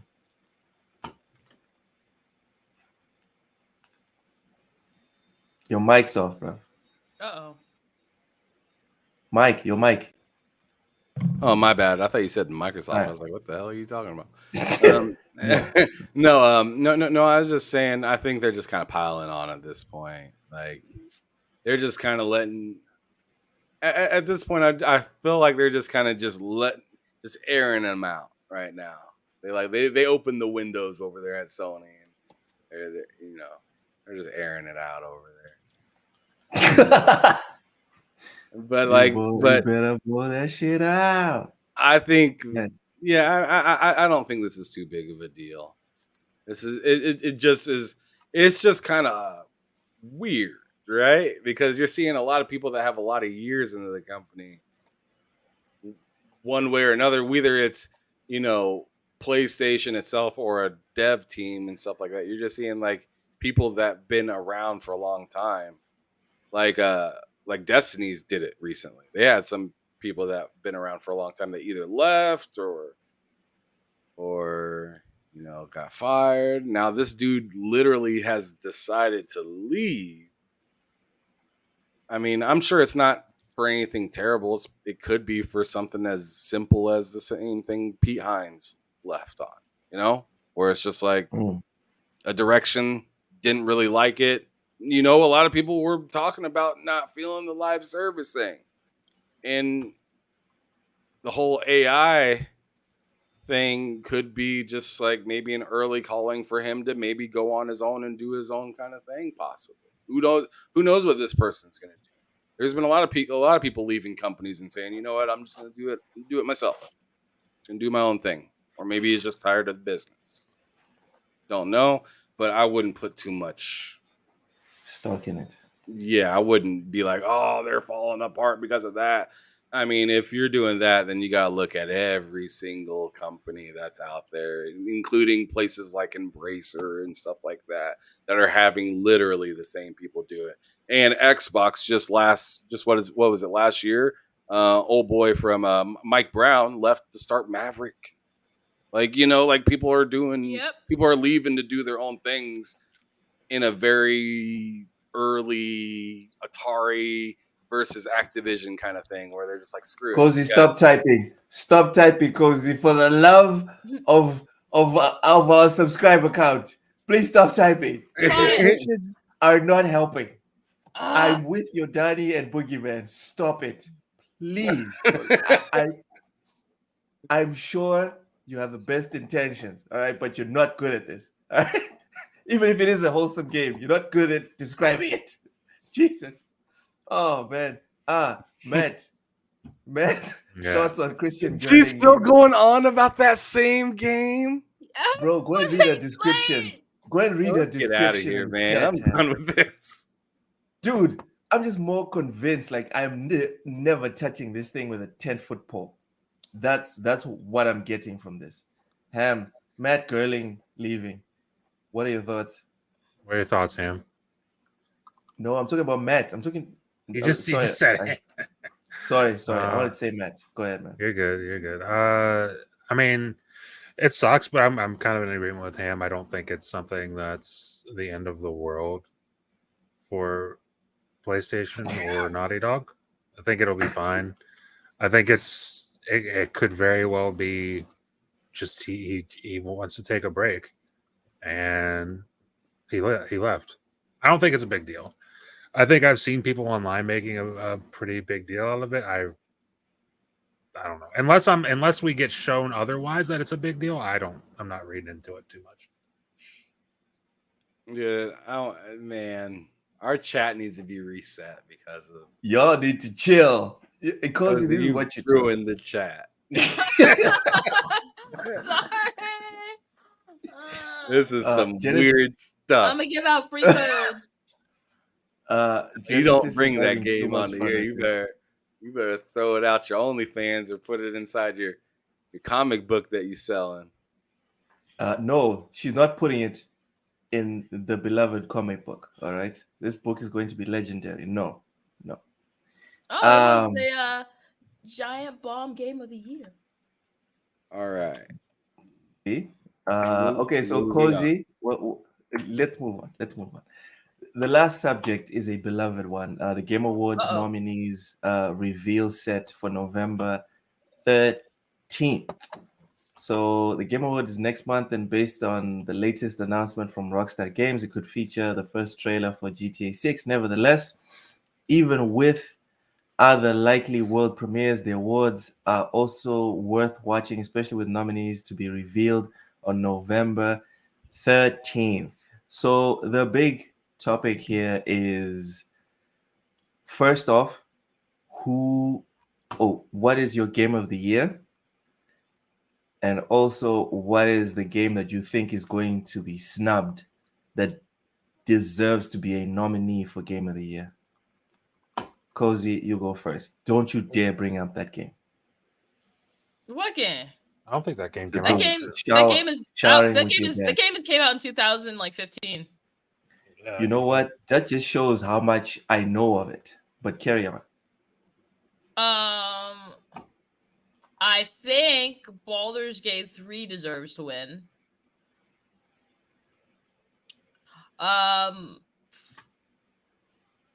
I think Nintendo games in general get snubbed. Of course, they'll probably be like Tears of the Kingdom, but honestly, if we had like a list of best games released this year, it would mostly just be Nintendo games. So Baldur's Gate 3 And I pretty is much going feel, to win. yeah. And And the game that gets every snubbed game is, that's not Tears of the Kingdom is going to be, that's what Nintendo put out, is going to get snubbed. wait, so who deserves to be on the nominee list that will not be a nominee? That's the question. Which one do you want? No, I'm asking you. What? One What do you mean? game that you're sure, Only one one? game that you're sure will not be on the nominee list, but deserves to be there. Pikmin? Oh man. Okay. Cypher See, I knew says you laughed. Starfield. It's not Pikmin. Okay. Yeah. Robocop, Vincent. Oh, Dude, okay. Your daddy says boo. RoboCop Boo this person. slaps. It ain't Game of RoboCop, the Year. Does yeah. it? It ain't Game of RoboCop, the I Year haven't shit, played though. it yet, but someone sold it to me. Like, as soon as I get a series console, that's going to probably be one of the first games I pick up. Because Highly someone sold it recommend. to me based solely on the fact that you can get a gun to upgrade the gore. Oh, then I'm playing more RoboCop tonight. That's what's Wait, happening. tonight. aren't you forced? Aren't you forced to use one gun specifically? No, you- like his you- trademark gun.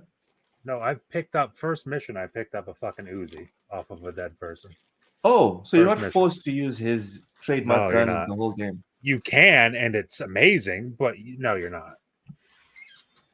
Okay.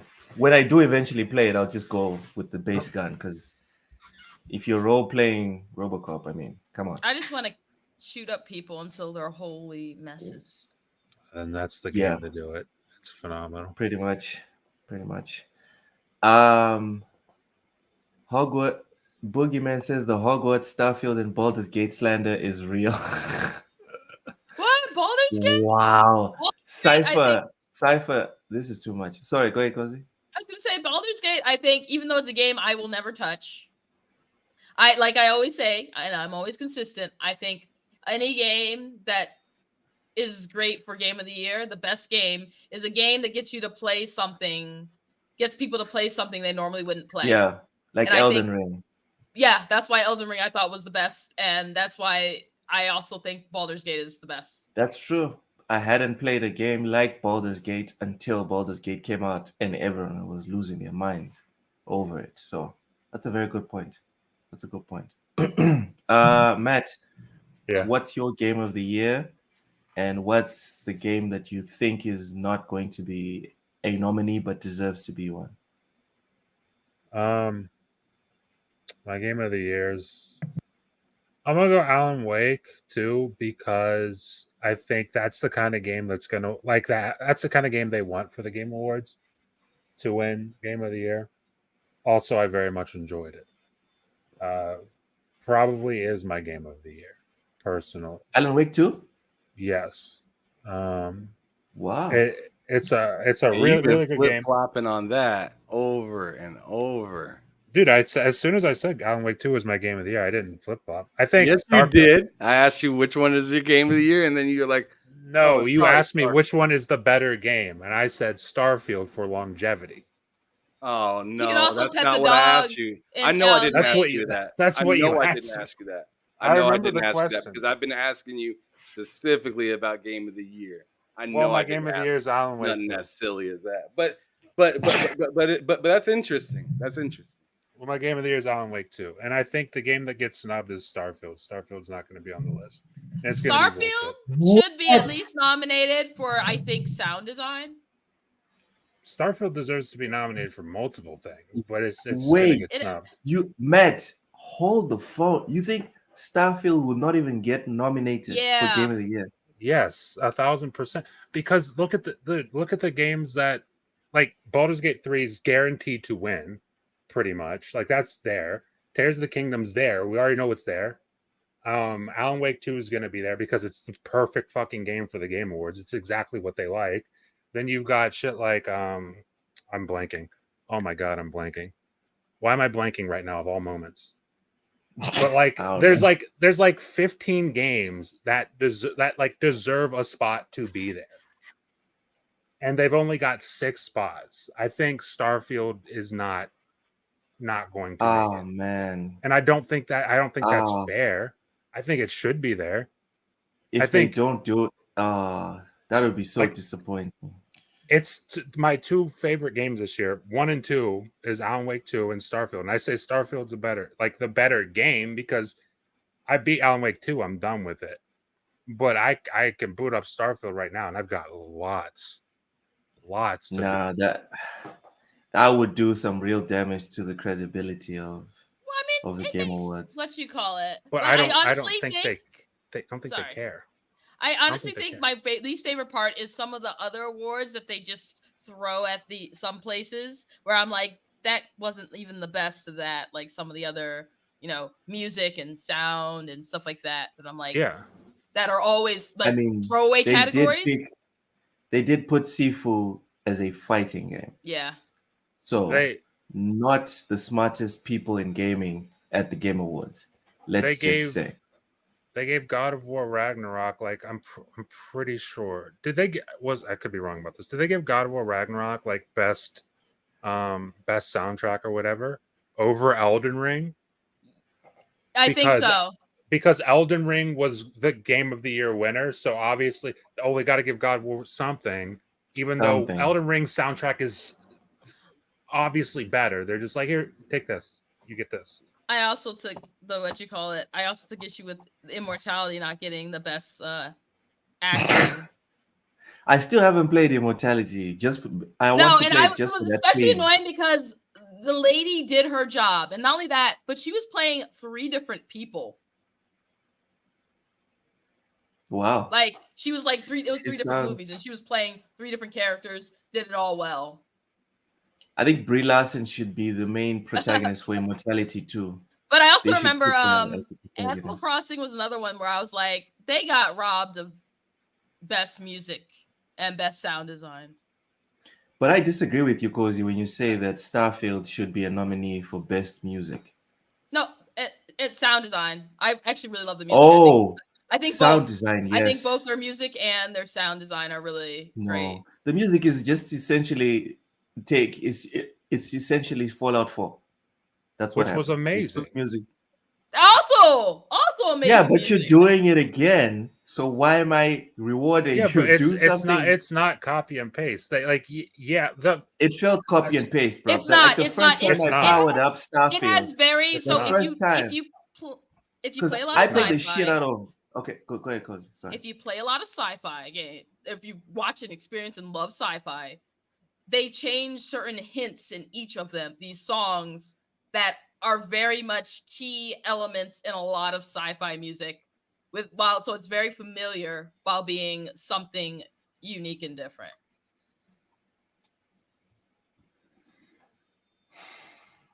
Okay, maybe I'm wrong. I don't know. For me, I was underwhelmed. I booted up the game. I heard the music, and because I put in so many hundreds of hours into Fallout 4, I was like, "Oh, this is very familiar. I know this piano. I know those drums.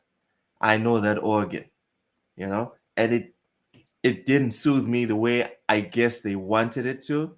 For you guys, it slept. For me, it was like I wanted something different. But okay. Lastly, Ham. What Yep, is your I'm gonna game of say the this, year? and I don't even really want to talk about it because I gotta go. Oh yeah, we are. Yeah, I need But to make like, dinner. so my personal game of the year is Starfield. I have about 11 days into that game. Okay. So like, 11.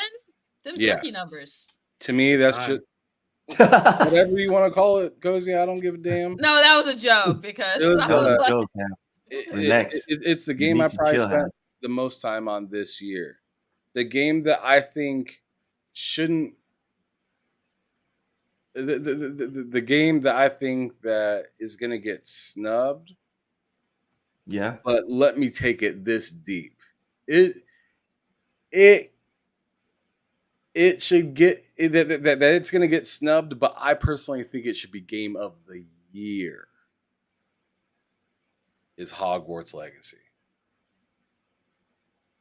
And then Oh, fuck out of here. nope, I'm going there with it. It's Well, literally the most Man. sold once in game a this year. lifetime transformative kind of It's experience. literally the most sold game this year. Yeah. And then and then the game that's gonna win, I'd say Baldur's Gate. Yeah, probably. Probably. All right. It's been a very special and long episode because we did 1,000. It's a long We ass, got to 1,000 long subscribers. human We hope you episode. guys appreciate it. This was very fun. Thank you guys for coming through. I will be brief with my last point. Oh, Um, so before I do that and Ham gets ready to end the stream, let me plug Cozy Stuff. Cozy Beluga. It's COSYBELUGA. You can find her on Twitter. You can find her on Twitch. She sometimes streams over there. Not consistently, but when she does, it's good quality. She also has a comic book coming out on the 26th of January 2024. Yes, I am mansplaining and speaking for her as if she doesn't have her own mouth. Matt, please plug your stuff. You can find me on Twitter at Matt Likes Games, YouTube videos every Monday and Friday on the Matt Likes Games channel at 11 a.m. And then on Wednesdays, I do a show with Ham Solo, the two-player podcast at 2 p.m. Eastern. You can check that out on the channel as well. And then obviously here every Friday at 4 p.m. Eastern. All right. Yeah, I just wanted to hop in there real quick and just say something real quick. We're at 1,000 subscribers. Let's try to get Matt to 1,000 subscribers. That'd be pretty dope. Hey, So let's do it. I mean, Let's do it. let's definitely start working on that towards the end of every episode. I appreciate you guys very much. Yeah, let's do it. I'll add it to my notes for you in the lowdown as well.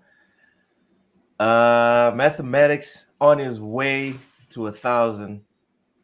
Let's do it this year. I think we can do it this year. I mean, shit.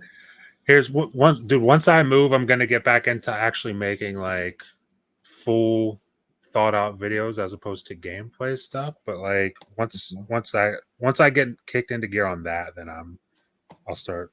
I think it will really start to take off. But we'll see. Boogie, it's Matt's YouTube is just Matt Likes Games. Same thing. Yeah, Matt for Likes Twitter. Games.